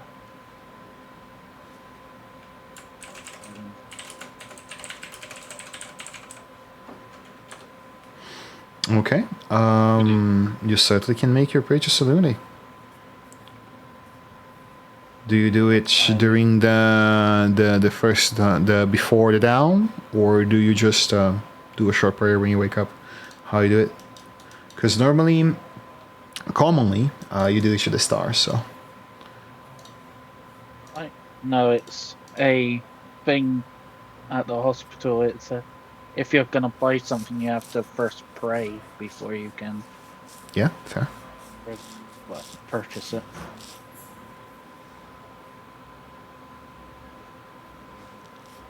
The bazaar supports a clerical saloon. Yeah. So I find a cleric and ask for like some potions of healing, like 5. I think that's fine for now. Shouldn't need too Did many. they sell potion of healing? Yeah. Says prices of potions of healing listed in the handbook. Negotiates. Yeah, I just need to pray for 15 minutes. So I'd say, before we leave, you mind if I go get some potions? Sure, take Right, your time. Actually, you probably ask that to the others because I'm not in the room when you wake up. I'm downstairs at the bar. So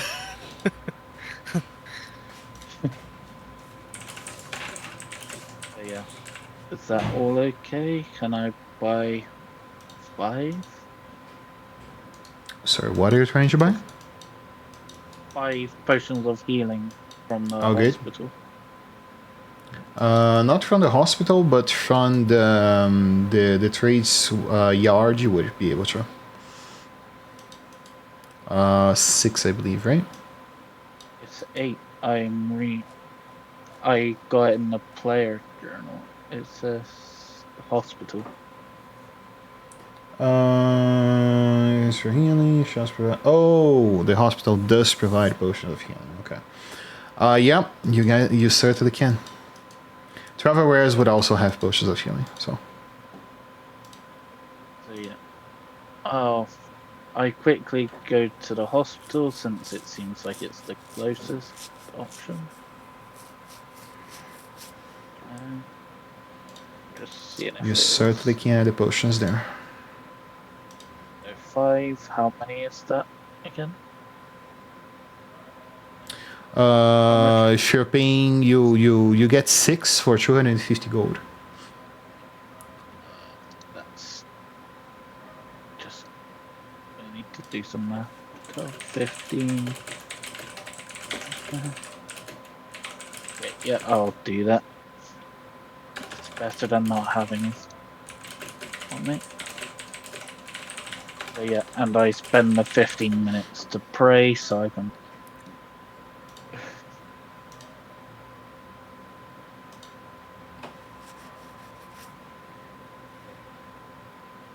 Yeah. Okay, I come back to the tavern and see Owen. So what? How do you feel about us now being contracted to help someone like this? Not in any Can't we particular have? way. It's work. Can't we barely even know telling us what to do? Well, that's usually how it goes with work. You meet someone that has money and is willing to give you that money for work they want you to do. You don't know them, they don't know you. You just do the work and get paid.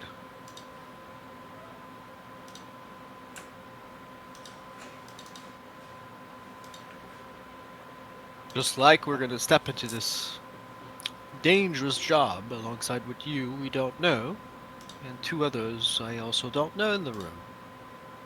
Doesn't matter, we all have the same goal. We all want money and we can get it this way. So we're gonna work together to do so.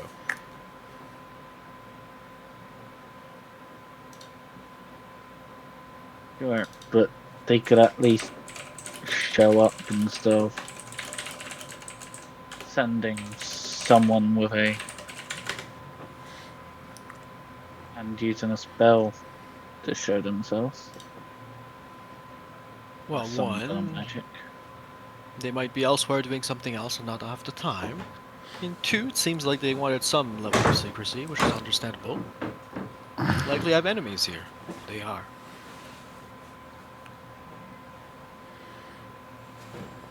People of great powers, nobles and such, tend to have enemies, regardless of them being good or bad. Either way, I couldn't care less. So long as they pay me for the job I signed for, I'm totally fine with whatever their goal is.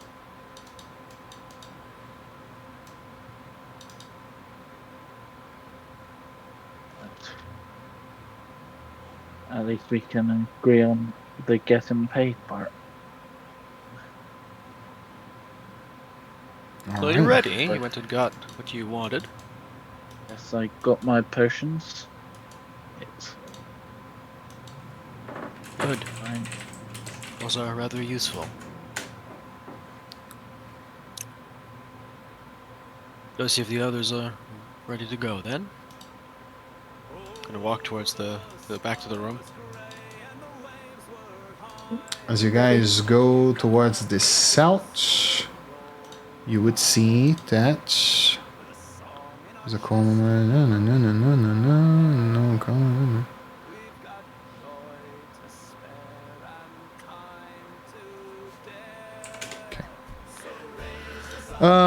You guys see that a group of sailors seems to be on a ship just behind Mazar, waiting for you guys.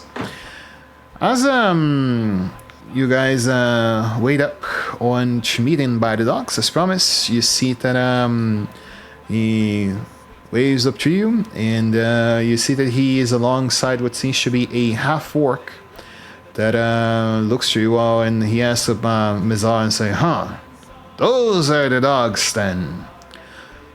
And Mizar says, "Indeed, those are the adventurers hired by the Derwin family." You see that the Tau orc looks over at you guys and say, "Oh, I think they will do if Umberlee don't take them. Welcome aboard the Caravel, Sea Rats. The name is Captain Laszlo, and I will be your patron, judge, and hopefully not executioner, should you betray this crew. I am an old seafarer that has been here for a long time. My duty is to take you safely across Rascal Lands onto the Pirate Islands. Well, apparently there you'll find more about the lady you need to find." And you see that he spits on his hand and approach Soren, who seems to be the leader of this grateful band of rascals. "They told me you were the leader of this crew." And he gives you his sweaty and spitted hand for you to shake on. Lovely. Don't really have a leader, but accept your proposal, and I'll You see give he him a hand. shake your hand vigorously. Do me a strength saving throw. You're going to be a face of our party, though, right, Elise? Totally. I mean, she's the leader of many crews she partake on. That girl is just the leader, is natural born. You see that he shakes you violently, and your knee bends from the strength that muster there. As he looks at you, "Well, not as strong as I thought." And he'll shake up he let go of your hand. "Well, at least hope you got a good sight. We do need a new Crown's Nest watcher."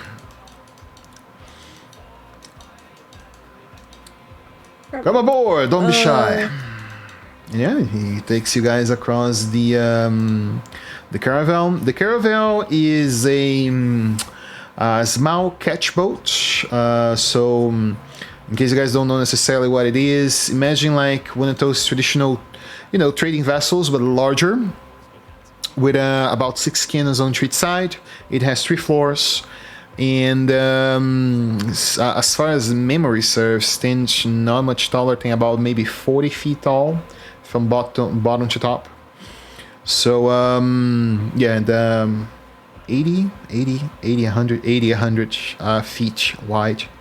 So it's a considerable small vessel. And you see that he introduces you to a half-elvish woman. Next, this is Samara Elizar. She will be taking up all of your needs, and she's the first mate of the crew. Should you need anything, to stock anything in the ship, I mean, you should talk with Quartermaster Merrow. He's down below, and you'll find him. He's the only blue-skinned human that you'll find around here. Very strange fellow he is, but has a lot of good taste. And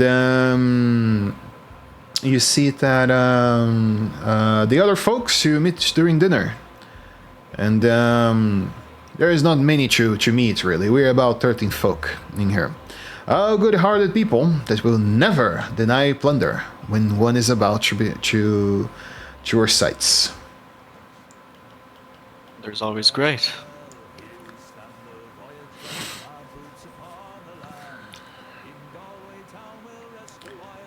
And Mizar dismisses himself with you all and say good luck and report as soon as you find her.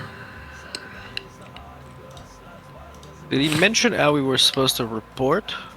Nope, not at all. Okay. I just point out. I'll send a bird to report back if we need to.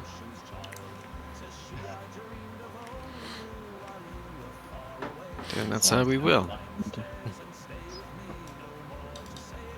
At least seem to know where when we've completed it anyway. Seems that way. Well. How about we set out then? I say to the captain.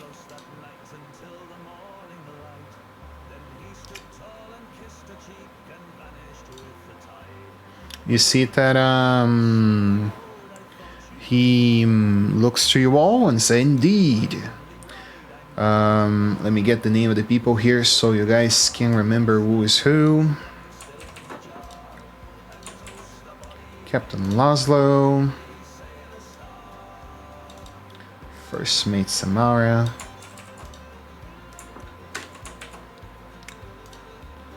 Quartermaster Merrill.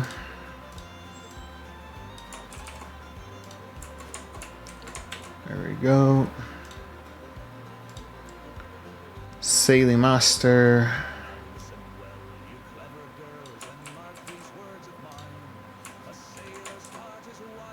And then... yeah, those are the important crew from the band. Those four, and the rest are sailors who accompany them. Among to that, you guys are about to live a very long life into the high seas. You guys will have about 10 days. Let me see how long it takes for. Storm mishaps. You guys will go to Hawk Island.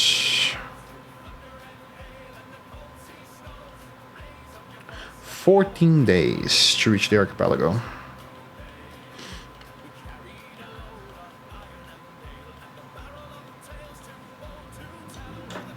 So you guys have 14 days to enjoy the open sea and whatever comes with it. Is there a ladder up to on the mast to go up to the top of the mast? There would be, yeah. So yeah, I go climb up there. So Oh, forgot you did the token. it's got a ladder. Should be.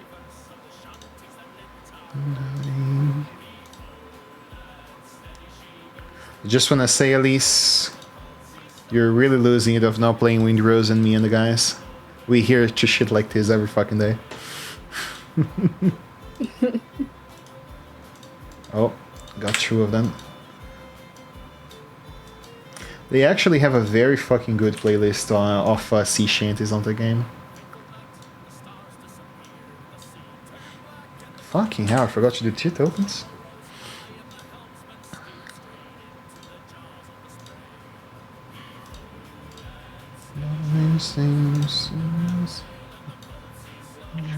Which one would be the not the ladder? Hey. I got myself.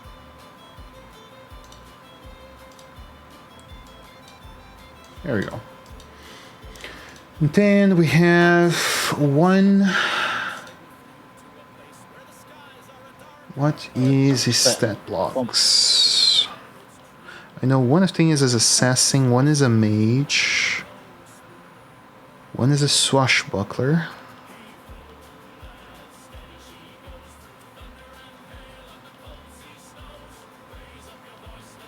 And then the rest is thugs and bandit stat blocks. Okay. Back my message.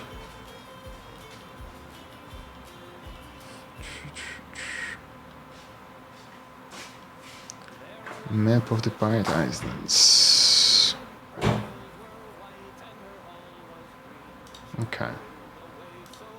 think I have everything. Right. As I will put down people here, yes, answering your question, the access to the Crown's Nest is available. There is no one currently there, and you can access through the sites from the ropes that tie to the sails. Whenever you feel like it, you can go up. I just noticed this map is moving. Yep. Or what? There's clouds. Gives the impression, yeah. Water. There's like effects in the water. Yeah. Effects. I can't move because it says I'm in combat. Oh, free movement, there you go. Try now.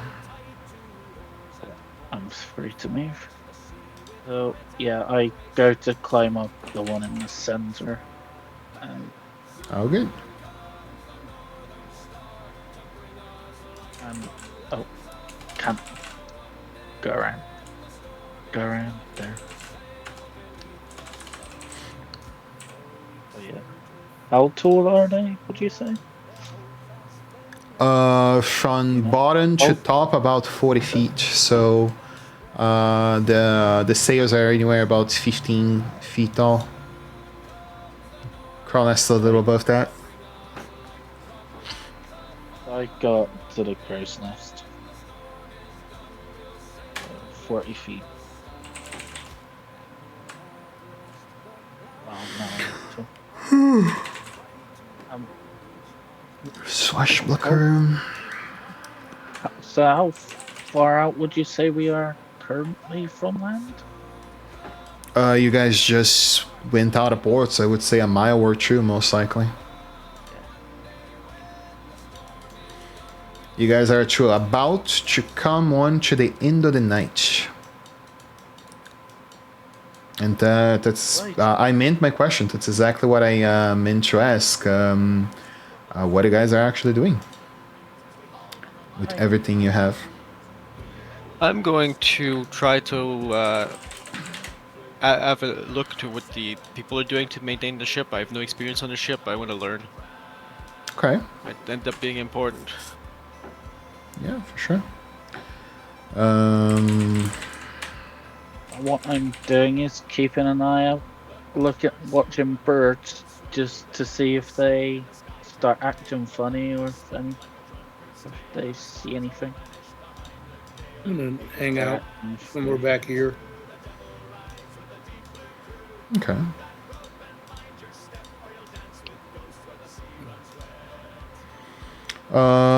You see that the people are basically, captain shouting orders. Run on forward, you sea rats. Adjust the sails so we can catch up speed. Like when they adjust the sail, I want to look at the mechanism that they use to do so to figure out how that's used. For example, I want to learn every intricate part of the boat that I can see them using. Since I only sleep 4 hours, that means I can observe most of the time. Cool. Yeah, you see today, adjust the sails, tie ropes, put some more leads on the rope, and the traditional pirate movie that we always see. People running across the ship over on north to south, and they collecting up the stuff for the sails and patching it up if one of the ropes go loose and that sort of stuff. They move fast. The catch vessel is normally made since it's smaller to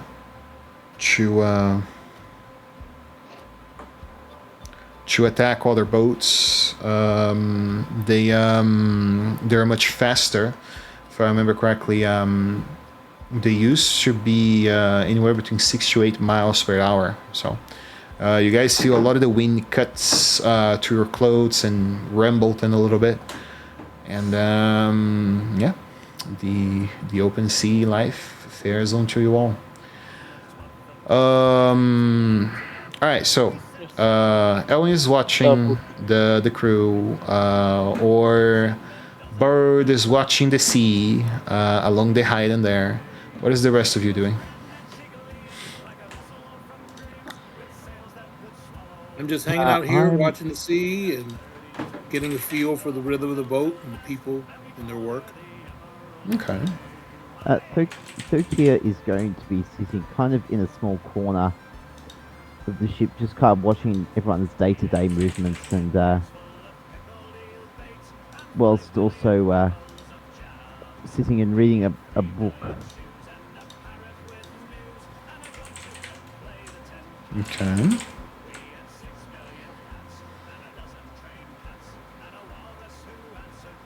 Soren will be looking out, watching the sea.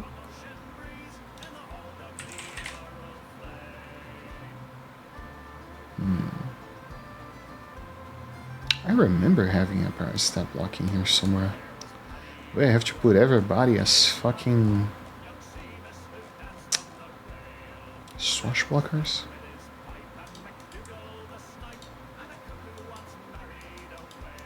Okay, well. Let's put this here. It's the one that meets the criteria. Checking. Yeah. Drop Bear, did you tell everyone that the magic was on the scroll, or did you? Wouldn't you have told him? No, it's one of those things. He kind of keeps it. He doesn't really tell me anything about those type of things. It was more for his own information than anyone else. He goes, "Oh, interesting," as he kind of just reads. As he was reading through his contract. So with that knowledge, because I'm now gonna cast identify on myself to find out what kind of magic is going on.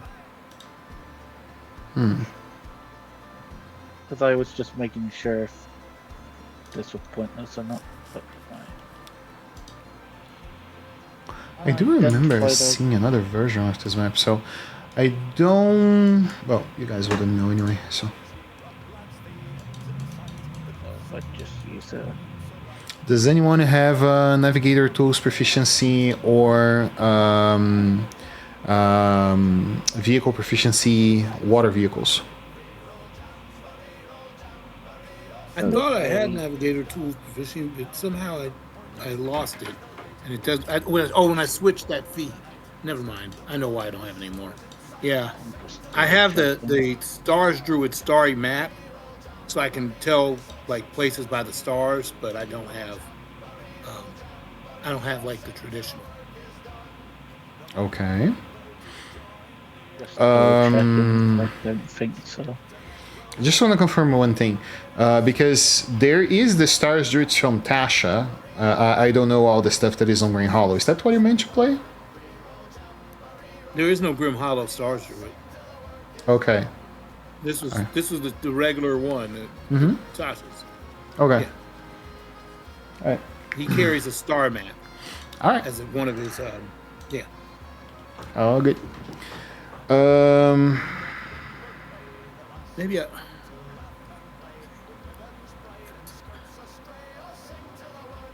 Okay. Sorry, I'm scheduling technician to come by tomorrow. My service provider required me to. So on to the night of the first day, you guys see that the people welcome you guys in the proper pirate way. They open up a few bottles of rum and ask you guys to introduce yourselves and tell a little bit about your stories, why you're seafaring, apart from the job, if you enjoy, if you ever sailed before and that sort of stuff. They join up on the board during the night. Some of the folks bring up food from the kitchen, some roasted meat, and etc. that down once it starts getting darker. Yeah, it's my first time seafaring, actually. It's quite intriguing. You guys are doing this as if it's the easiest thing on the world, and yet I'm left intrigued.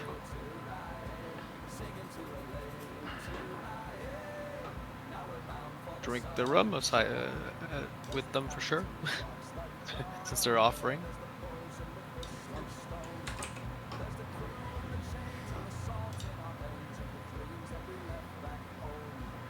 Yeah, you see that they give you a run. It's poor quality run, of course, but so it's strong and drops down warm on by the throat.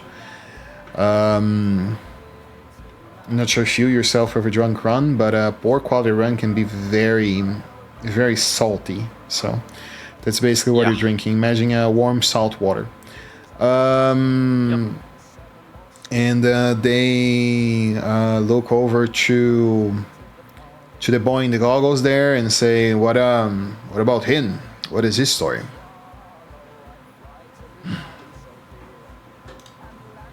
I suppose he was a sailor in some kind of way. "Ah, sailor, you say?" You see that the pirates get agitated and go over Traditional. and get Soren over, on by the shoulders and say, "Come on, lad, show what you can do." Oh. They what have challenge you each other brought arm out to wrestling me? competition. An arm wrest. Oh my god. Alright. I'm not betting any of my money though. What do you Always gotta mean? shoot. Arm wrestling contest with no money? What is this sailor in you? Put some silver down. One could say he sell the stars. They look to you confused. The I'll stars? put Do you one mean silver under the down. stars? Something like that, surely. I'm gonna give you a glare. All right. Can't see it behind the goggles, but just know it's there. Yeah. Well, I know. But I'm not saying anything enough for it to be any issue, don't worry. Oh, they actually do have decent athletics. Look at that. +5. Oh, is it athletics? Yeah. Contested athletics roll. Only the Oh, you lost it, silver. Are you sure about that? Because Let's I see. have, You know what? It's probably gonna happen though.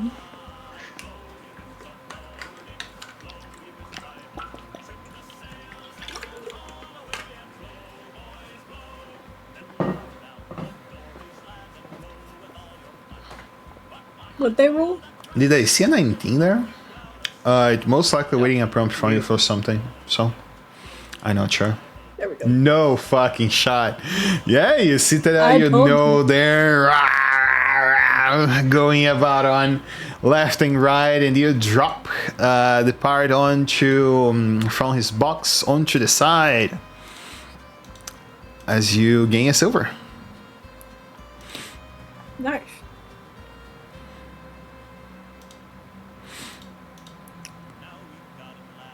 Nicely done, fellas. Let's see, what else can we do on to the first night? I joined that contest. Silver. I put Yeah? silver on the table. Sure.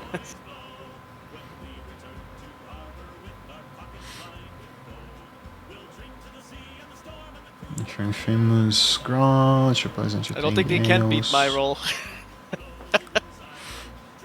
Based on their previous. I don't think they can. Oh yeah, you got another dude. Let me try this fucker here. 3 19s. Yeah. Yeah, you see that they try and wrestle you. There's their tiredness there, that yawning that comes and goes as you play onto it. And you drop one of the pirates down and gain your silver. And the worst part is that Elwyn doesn't seem muscular at all, actually. Yeah. They look confused. Yeah. Yep. I was born strong, what can I say?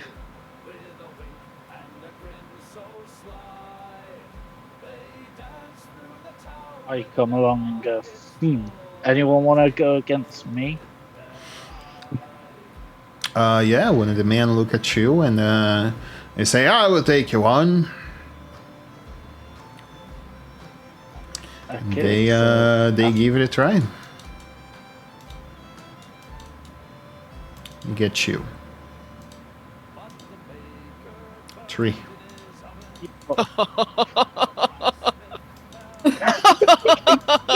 3 as well. I didn't necessarily roll that good. You rolled the same thing, it's just that you have more pluses.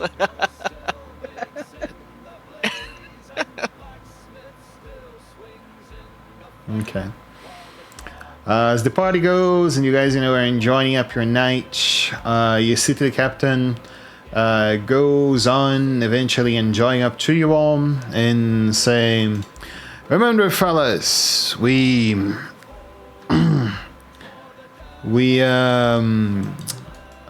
fare under the guise of the beach queen. Remember the rules of the ways of water, and all should be fine. As long as we voyage, remember that each man is due unto a task, whatever this task may be, either wrong or brain, during your journey. No one can be absent of any task in this ship. Before you sleep on to the end of this first day, you must make an offering to the sea. It does not need to be something of high value, but it must be something that you care for. It must be something that you're willing to give to the sea in hope that it will appease on the following nights that we will be traveling. Do that every day, just the one. Just the time first travel? night. You're welcome to maintain your hygiene and sea batch when we take our eventual stops on during the afternoon for the cook to make us food. But do know that you can't cut your nails or your hair while under a ship. The word drowning is banished here, for it's one of the beach queen's favorite words, and it will call her attention to the ship. And if we have her blessings of eventually holding up a good night of travel under the full moon, we sail the entire night. For it's within good omens that Amberly and Selune look to one another and agree that day is a good day of voyage.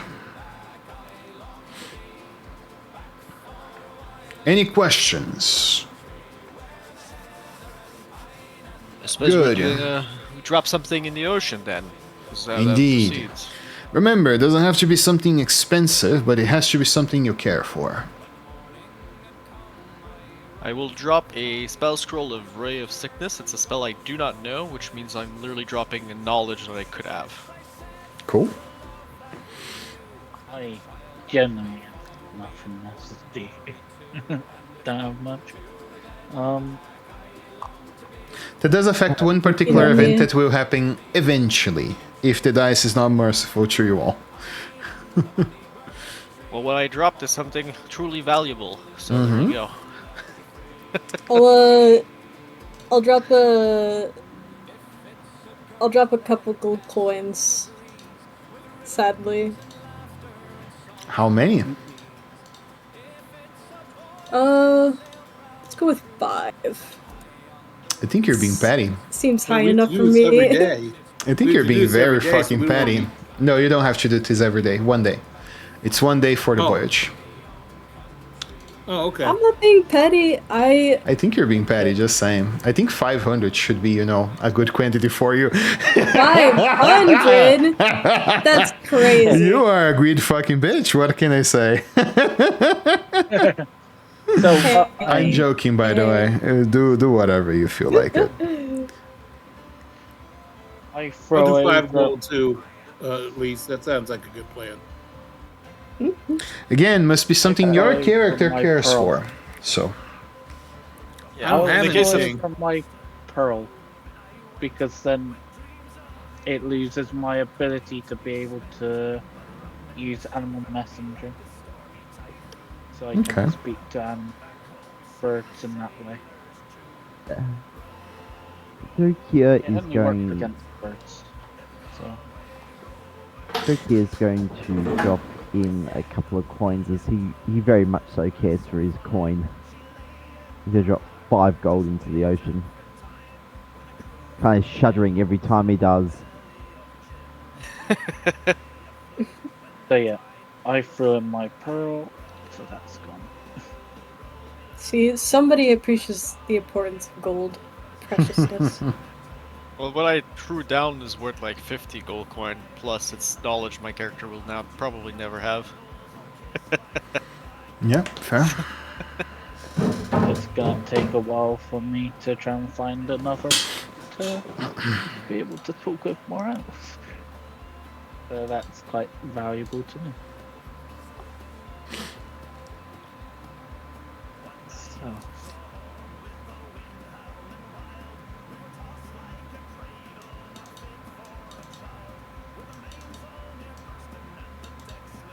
Was that everybody?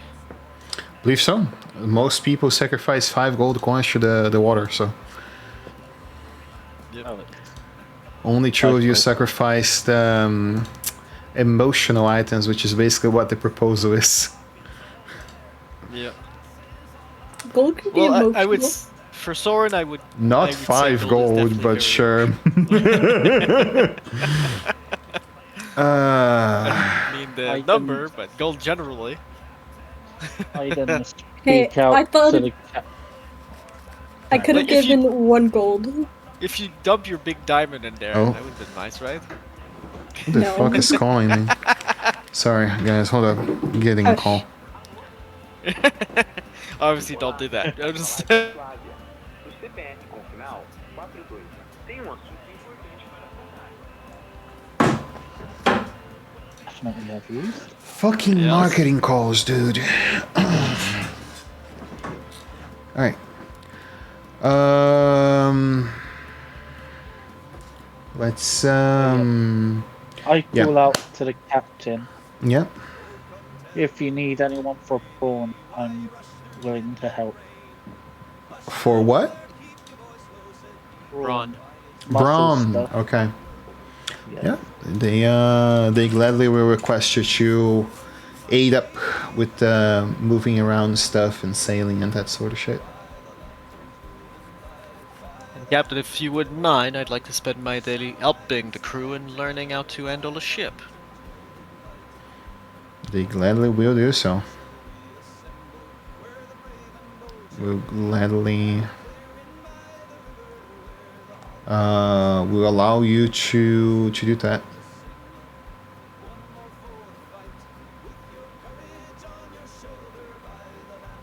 Okay. Yep.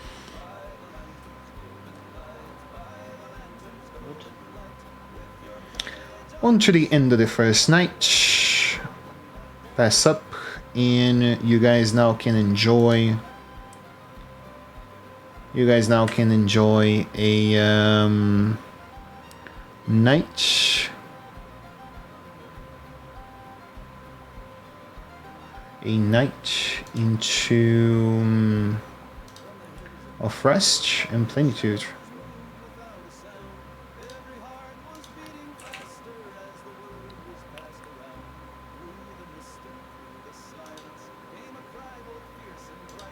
Yeah, if you guys spent any resources, you can long rest. Right. All right, let's start rolling. It didn't work. Just long rest. because I wouldn't have it. All hands on deck. Storm brews on the sea. There is our choppy railing. Okay. Then a ceremony. So this event happens first, and then this event. Okay.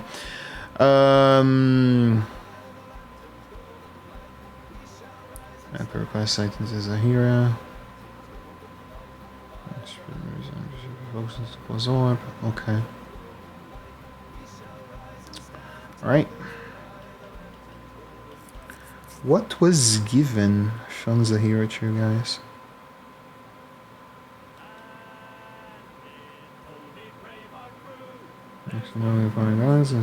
Questioning the nature of the scroll. Okay, so the sketchbook.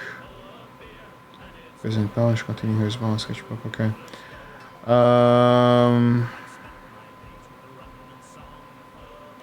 Okay. On the pouch of one of you guys, eventually as you check for the coin, you would find a small hairpin, a gold coin with the Darian's family face on it, and a small sketchbook. Who would get that? You guys can decide. It can be one of you or one item in each one's possession. It is inside the. It is inside the pouches with gold that you guys collect. You said it was a small sketchbook? Yep, a small sketchbook. A single gold coin with the family's logo on it, I believe you said? Small coin. There it is. A small gold coin with the face of the Darian family on it.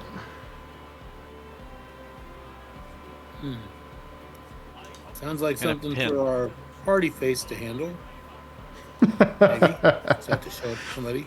That's true. They saw Soren as the party face. It probably would be in Soren's bag, right? I think that would make the most sense in case we're in a conversation where presenting that coin makes sense. It's best for her to have it.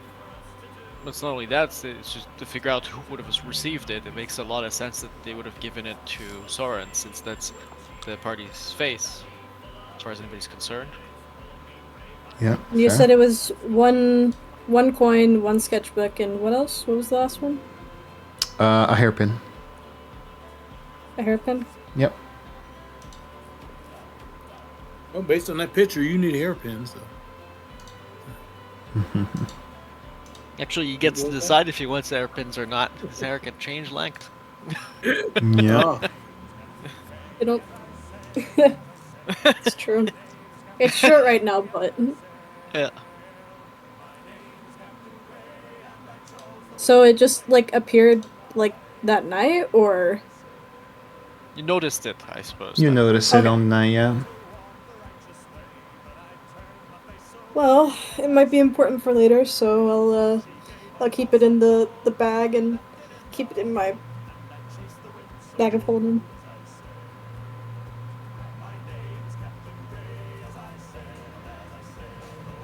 Wait, what's in the sketchbook actually? What is on the sketchbook?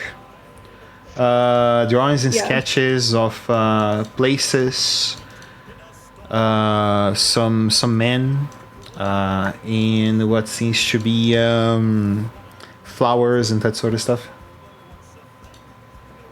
Okay.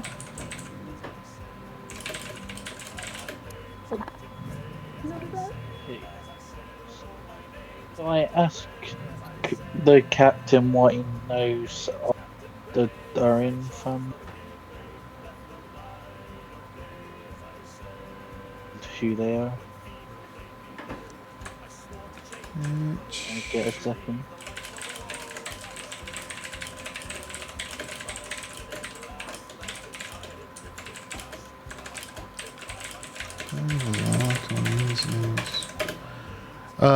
During the second day, It shines up bright, open, clear skies, and you guys see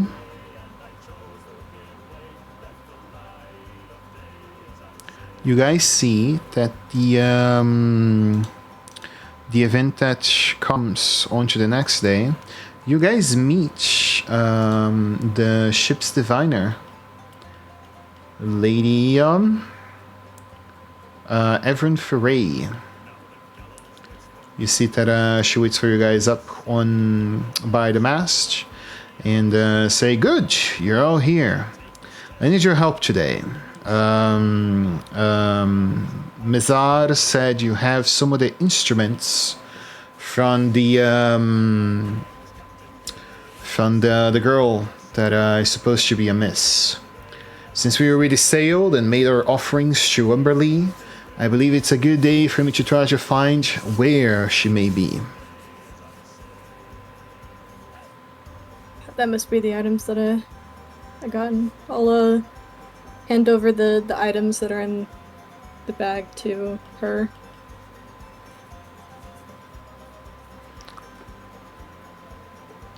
Good.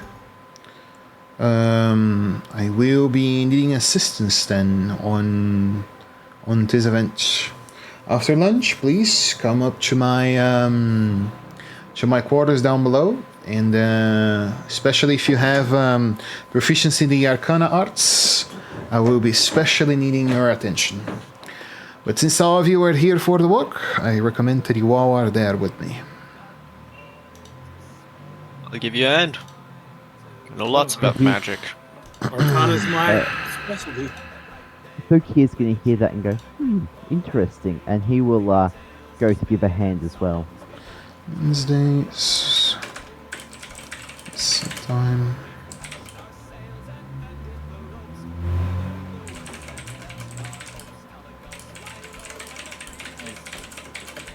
I don't think. If Lanning would follow along, but he wouldn't know much about the magic at the moment.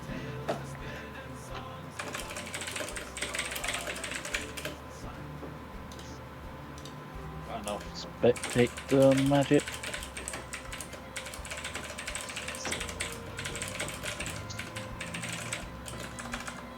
Yeah, I go spectate.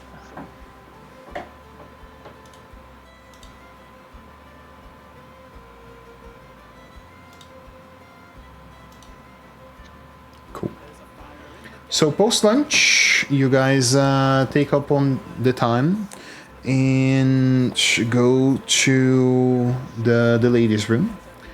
And in there, you guys perceive that Everin's room is a very simple set of quarters. It has a bed, a wardrobe, a table with multiple sorts of arcanist stuff. So skeleton heads and basins with powder. There's some incense there as well, playing onto the back. Let me actually change the...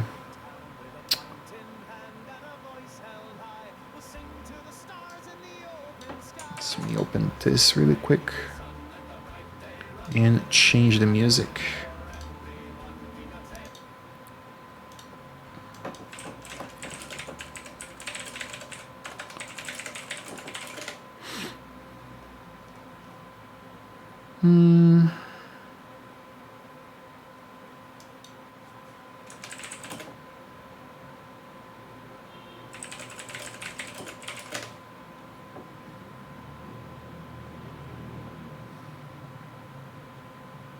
I think this could play out. Let's see. That's very Savoy, right? I think I have this music.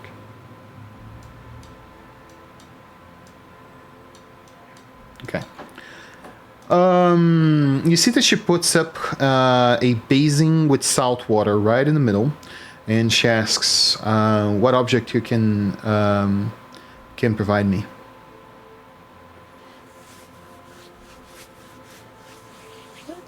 Soren? Does she only need one, or does she want all? She asks for one item. Let's go with the Let's go with the hairpin. Okay.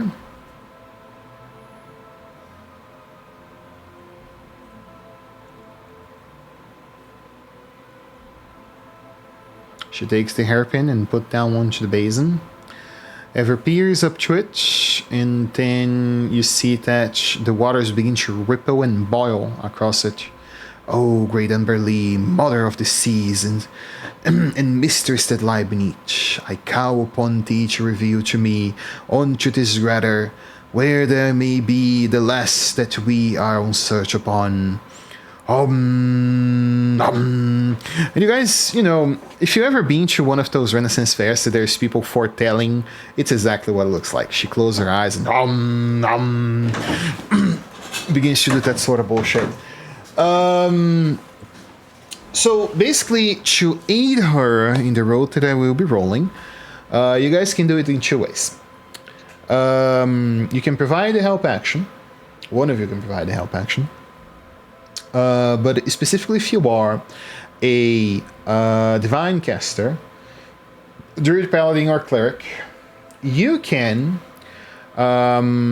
make the roll a wisdom ability check roll, and you can add your proficiency onto this specific roll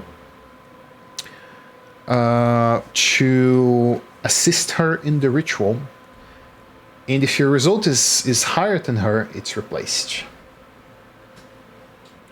If you are a arcane caster, you can provide her advantage on the roll she will be doing.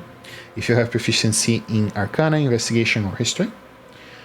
Or you can give her your proficiency bonus as a bonus to the roll.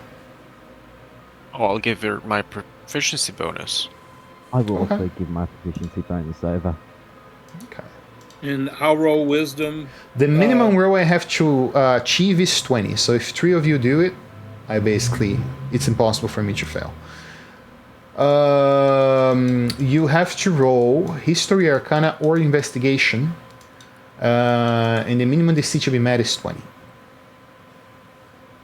To be able to give the aid, essentially. Yeah. Right? I'll use my Puzzler's Wit ring to do that roll.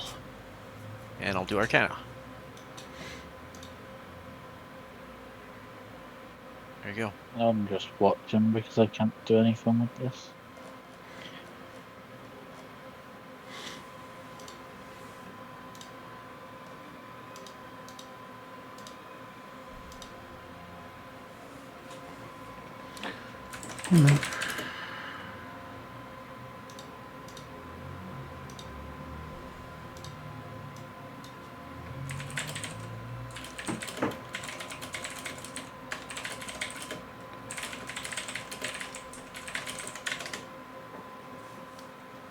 So that's my total roll is 25. Okay. That's possible. Just a correction there. You rolled Arcana, and you're a divine caster, or are you rolling as based on the I other thought you tonight? told me. Oh, I'm sorry.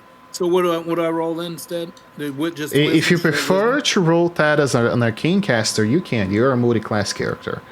But Right. the difference is what you're doing is only adding to her roll. You're not even replacing the roll in case her roll fails.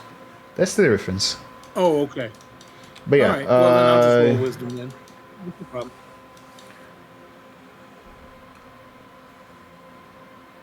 not a saving throw. It's not as good. Not a saving throw. An Oh, ability not a check. saving throw. Oh, sorry. Which? Wisdom ability check. And you add +5 to the result since you're a level 10 hero. Oh, okay, gotcha.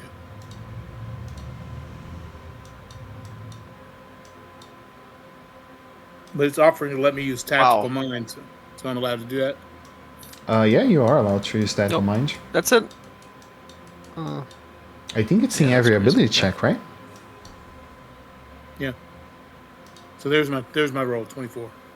Okay. And that's without the +5, which would be 29, right? Yeah, I'm she only rolls plus lower 4. than I'm that. 1 point away from.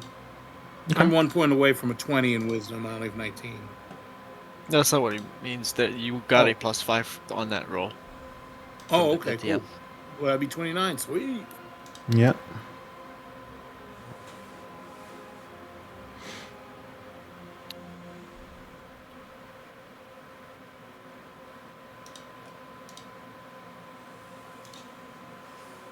Okay. All right. The warlock is So I have reading as 2 well? people. He said he would. So, history, investigation, or kind of roll repair. Your choice. Righty, let me have a look. She has a +6, so she gets so What was far that? a History? 27. So it was history. History, investigation, or arcana. Your choice. DC is 20.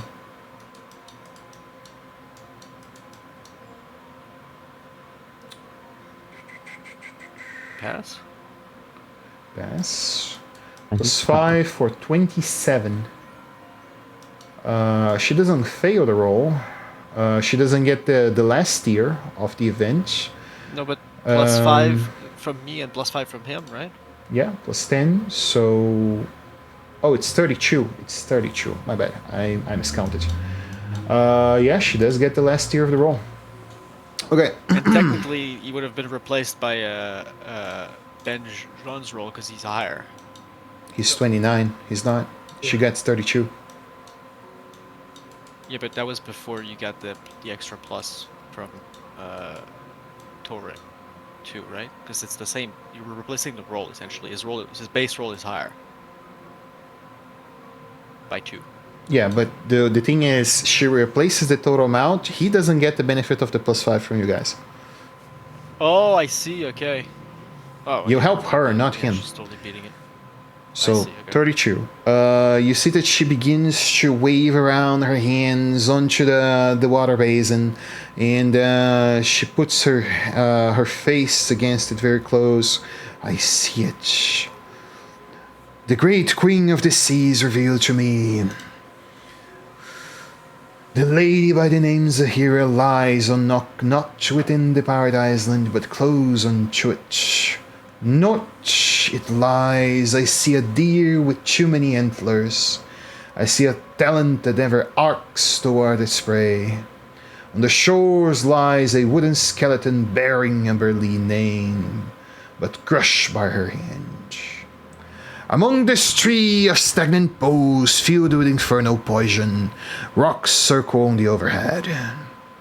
The woman you see in darkness is ensnared by tentacles of her grasp.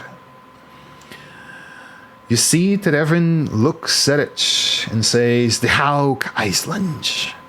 The great island on to the north. I see the wrecks of a ship which brought Zahira to shore. And the great pirates of Umberlee now spread across thin in the presence of a powerful aberration creature that destroyed their boat. They defied Umberlee's grace and protection, and now they are ashore, all together under its new master." And she comes back to her senses. "Oh, it has been long now since I done it. I saw the Hawk Island, north of the Pirate Islands, that we are to visit. I believe the girl is there. They most likely were traversing through one of our royal ports, and then were stopped by whatever this creature is. I cannot imagine the girl is safe as long as this aberration creature lies there. We must make haste. Go. Let's make haste for the Hawk Island." And yeah, that's what they share.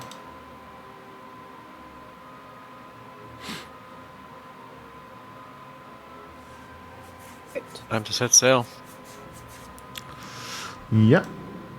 Alright. I did not intend to do a break, honestly, but I really need to take a bathroom break, so I will see you guys in a bit. I'll try to be quick. We're gonna do the last event before you guys arrive in the island. Okay.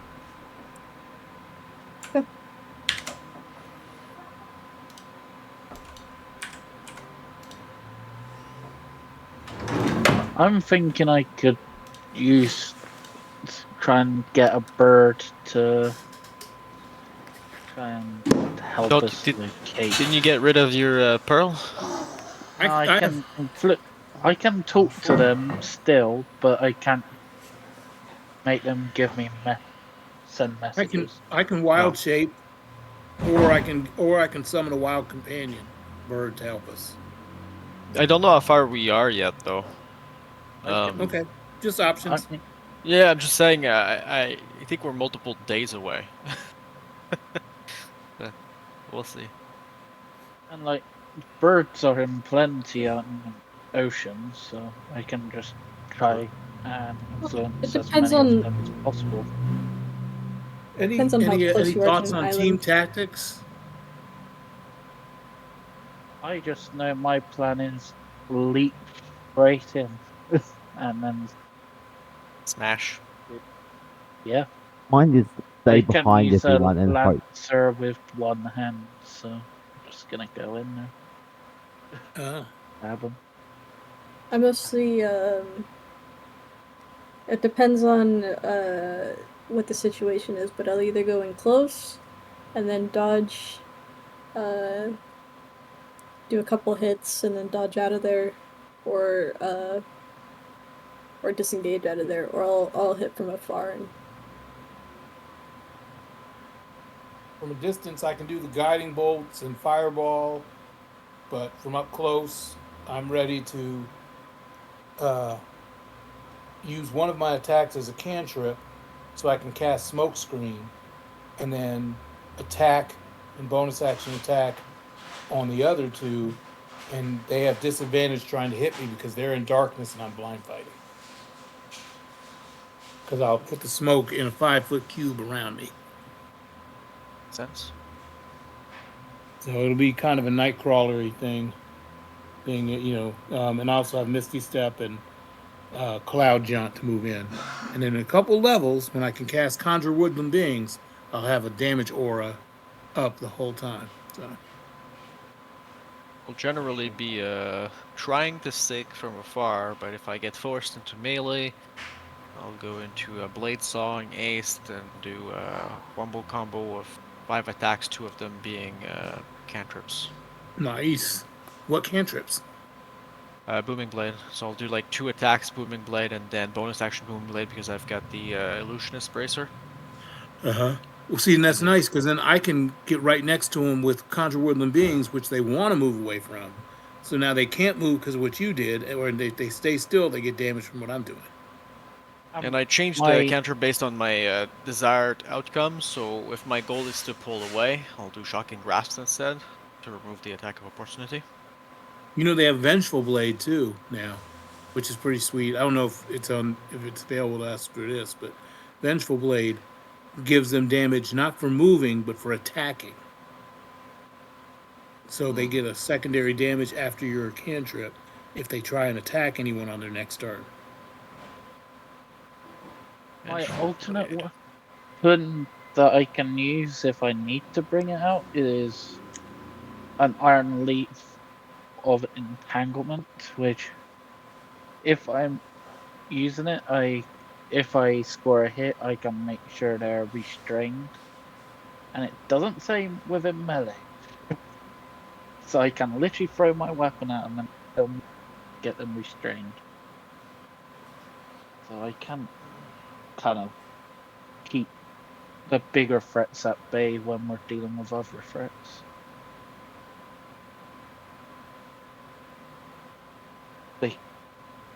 That could help. And my staff is a staff of healing, but it's also an inherited weapon, so it's got some other stuff. But the main thing is, I got plenty to do mass healing word, after our fights or midway through the fight or whatever. Look, my I've- lance. Sorry, you go first. I've got a bunch of AoE too, so like Fireball, Still Wind Strike, and I've got literally every movement related spells that exist for my class. Jeez. Ooh, I My- can do the spike growth thing. That's nice. My blade lance also turns into a great sword if I need to do that kind of damage as well. Yeah. I basically went with a setup that gave me bludgeoning, slashing, piercing. Attacks. Oh yeah, nice. But my lance isn't magical, unfortunately. But it's gonna have its uses. It gives me more damage out of it. Technically, my maul does the most damage. If the fight we're taking feels like it's not that that big or that dangerous of a fight, I'll just be using cantrips, since I can do 2 a turn. It's pretty decent, even at range. Can do 2 Yeah. Firebolt or 2 Force Blast, which are my 2 range cantrips. I will be mostly doing the Warlock thing and Eldritch blasting my way through everyone. Makes sense. I mean, I'll be trying to imitate you the best I can, although you'll totally destroy me in that regard because Eldritch Blast is just so good. But Do you have repelling blast on your blast? I do, yes. oh, Oh, nice. perfect. So I can That's lay down the actually spike great growth for me. behind your enemies, and then you can just push them into it. Yes. I have Repelling Blast, I also have Agonizing Blast as well, so... Oh yes. Om nom nom nom nom.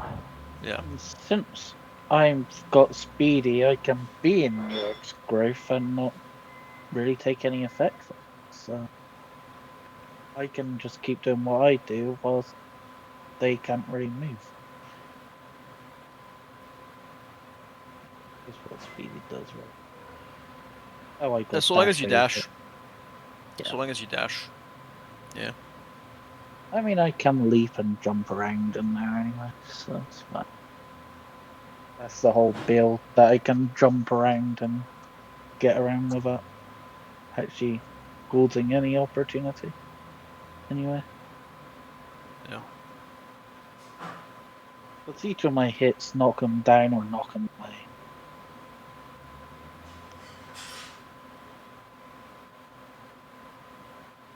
Yeah. I think we got somewhat of an attack plan.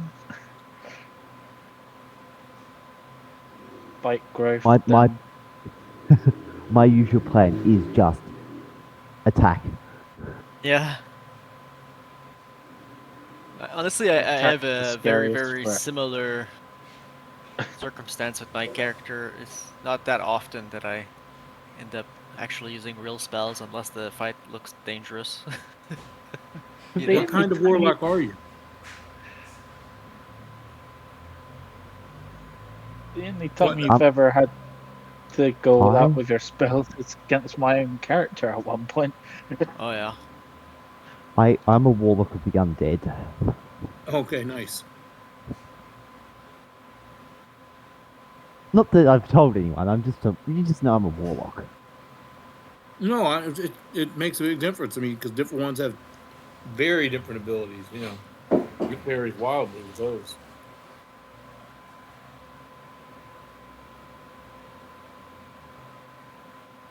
Should ask if I. Oh, you even have Eldritch Spear. That means you have a ton of range. Only.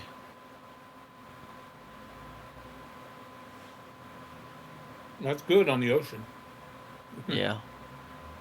It's good everywhere, but yeah. No, I mean it's really necessary here because Yeah. most likely we're going to see the boat coming for a while. Oh yeah. And the It's sooner got we can attack them when a they lot. can't attack us, the better. I mean, you can. I don't You know don't what tell me. I'll do if we're in long range. I You're guess gonna I cry. elemental cleaver and No, throw what my. you're gonna do when at long range is you're gonna get Eldwin to teleport you on their boat. If they're close enough. I can leap and then fly over Yeah, with my yeah, but boots. I can do that from way far.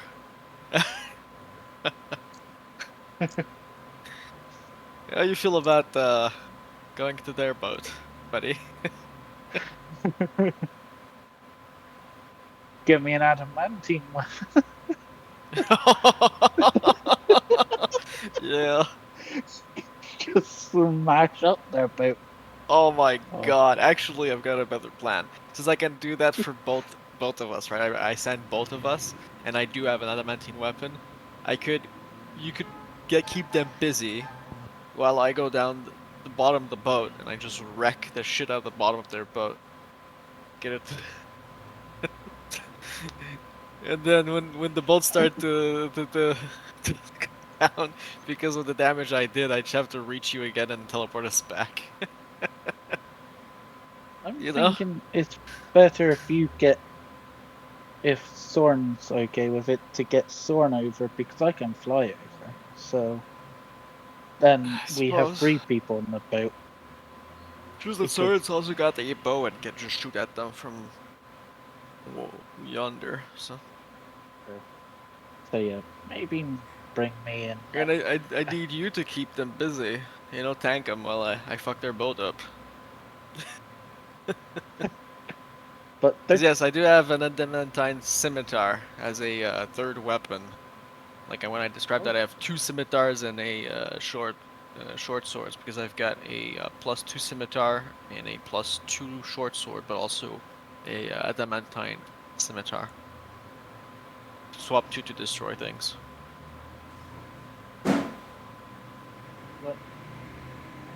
I was gonna give myself an adamantine weapon, but I don't know why, but I just went with winged boots instead. Just for the flying is nice. Yeah, and technically this race doesn't have flight speed, so I made an excuse for it to get flight What's the speed. race that you're using actually? It's a Severin. Okay, I've never It's seen from these. Griffin's Saddle. Oh. They're pretty cool. They're half bird, half big cat. Just out of curiosity, for people who voted against Grim Hollow, why did you vote against it? Like, because the DM said that you would make the fights tougher. Yeah. I voted for, but whatever. When I asked Mysterium how powerful it was, and he said it was very powerful, that was dumb. It's just different. It's just not what people are used to, which is why I like it, because but there are stuff in there that is really. There was a sheep that was put to sea. The name of the sheep was the Billy O team. But I voted for it, by the way. Just No, I'm just curious. But yeah, it's strong, but I don't. I mean, it's like anything else. It's all in how you use it. Yeah. What people can do. I didn't want it to offset the balance too much, Gotcha. Green Hollow for me is 50% about balance, 50% about being out of every other thematic that is not in the board. It was divine, so I don't think it fit Forgotten Realms. I don't think it fit most of the major settings. I would allow in the Ravenloft, for example. So. I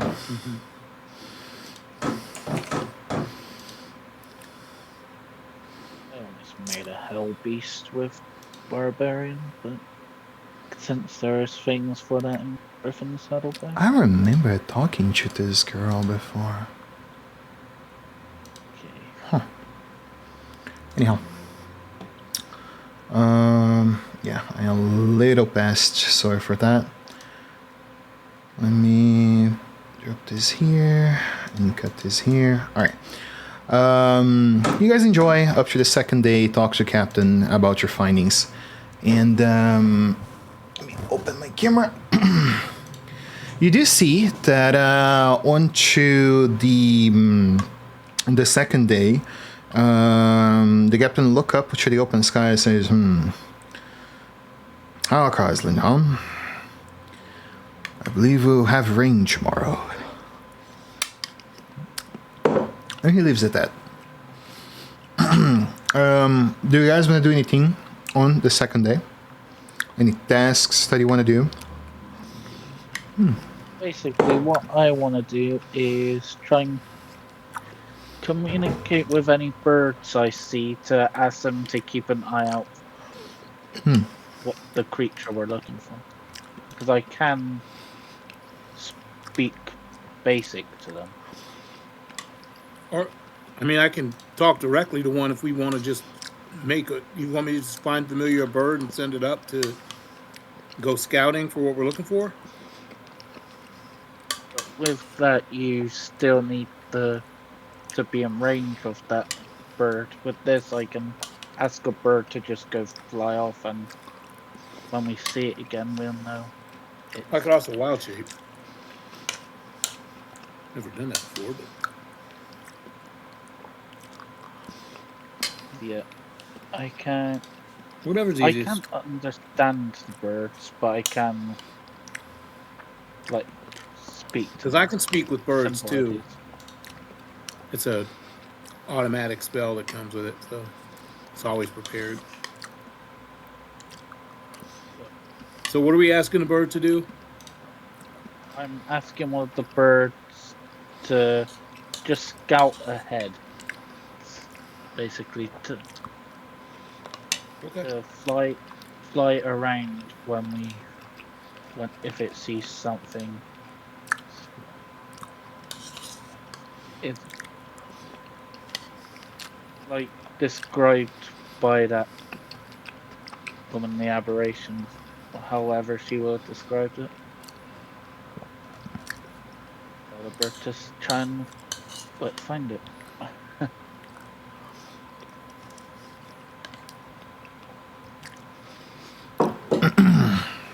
Well, you guys will tend. So the idea is, if I understand correctly, is get a bird up in the sky,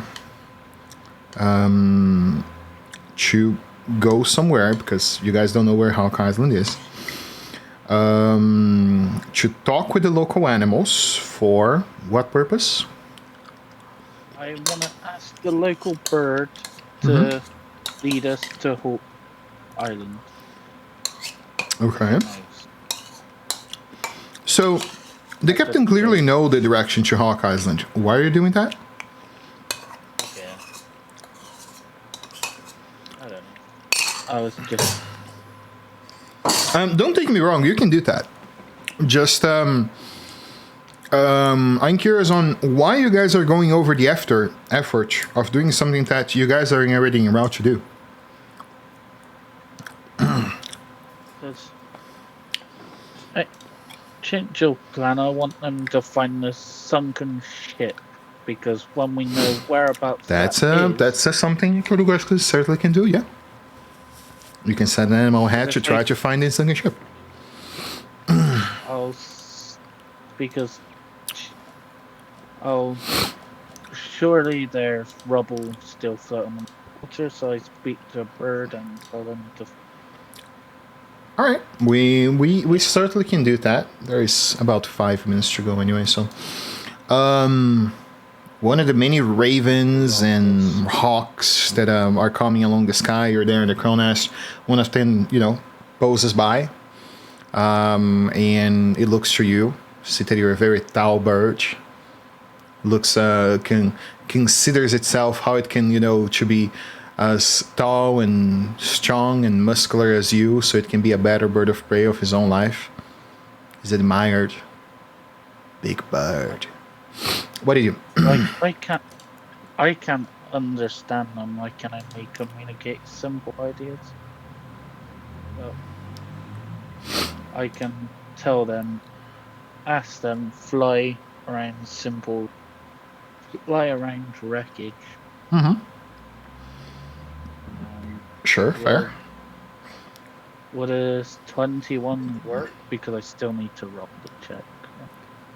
I mean, make the roll. That's what you want to do. Make the roll. So yeah, 21. Yeah, you see that he looks to you and Big Bird. You wanted to do what exactly? To look for wreckage? Wreckage of the ship, the Okay.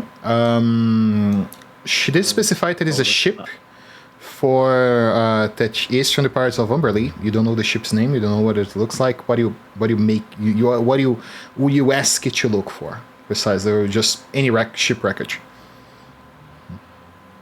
I say any ship wreckage ahead, like where we're going, because Okay. that's where It looks to you, Christina- and say, can do what is in for me.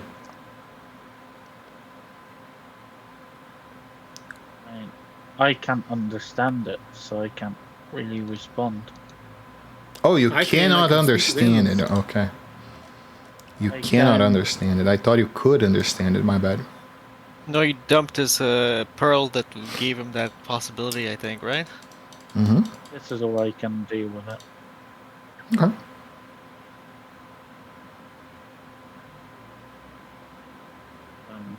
Just trying to influence them.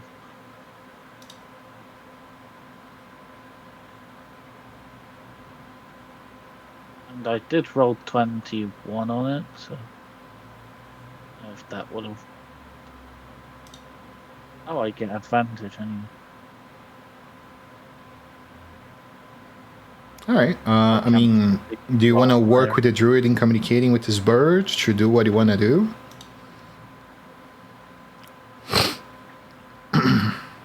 Yeah. Okay. Mr. Alright, I'll Druid, cast a spell. you speak with animals now. What do you want to request? Off this bird. Just tell me what to say to him, and I'll say it. Like, I'm trying to know where that destroyed wreckage is, you know? That one that Everin brought up.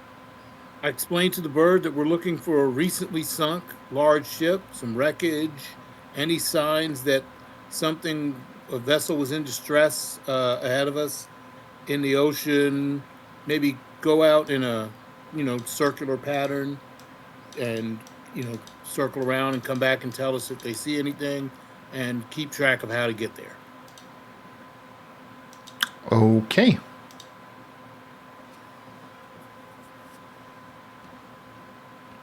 All they do is just to fly and look around for us, right? For distressed ships or sunken ships, recent sinkings. Okay. Animal handling roll. I'm sorry? Animal handling roll. Wouldn't my roll be good enough? No, because you are not the one speaking to it. Okay, what am I rolling? Animal handling roll. Animal handling. Animal handling. Oh, I thought the You're spell talking to a... No. Communication, access, not convincing a creature to do what you desire. There are spells for that, Gotcha. such as Charm Monster. That's not the case. Gotcha, okay.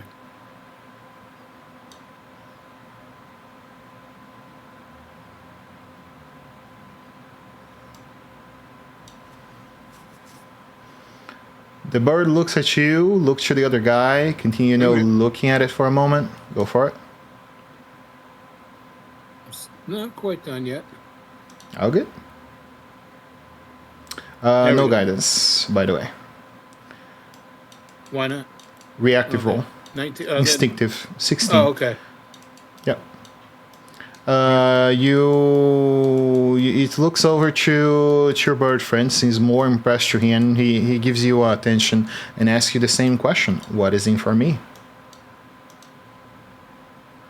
We can give you some. What do they eat? What do they eat? Grain. What do they eat? What birds If eat? you are Molds? ration, All yeah, we birds can of do some prey ration. eat meat. All birds of prey eat meat. Right. They are all cannibals. Not cannibals. Whatever it is that eat jerky meats. and ration. Carnivores. Not cannibals. Yeah, they don't eat your daughter. Carnivores. There you go. Thanks, Ripper. He looks to it, salted meat. But it's free food for some time. He nods and go about his day. If he will do or not what you guys want, and if he will find you to deliver the information again, only God knows. But it seems you had agreed to your terms. All right. I'm gonna narrate the final scene. But again, does anyone else want to do anything? You can state one thing you're doing on the second day. Nope? Okay. Mostly just reading. Okay. So on to the third day, you guys see that on around midnight, 1 in the morning, a huge fucking storm hits abroad. The sky is gray, and you guys see that a turbulence of waves begin to form up, and as the current stride against the boat, it hits you guys out of your beds. You guys fall and flop from your hammocks to the floor, and the captain shouting out of full lungs, "Hold the sails! Hold the sails!" And you guys will run the next event, which is All Hands on Deck on next week. And that is All it. right. Let me end the stream. Thanks for those that watched the stream for our first game today. Was fun, was short, but we hope that will be more on next week.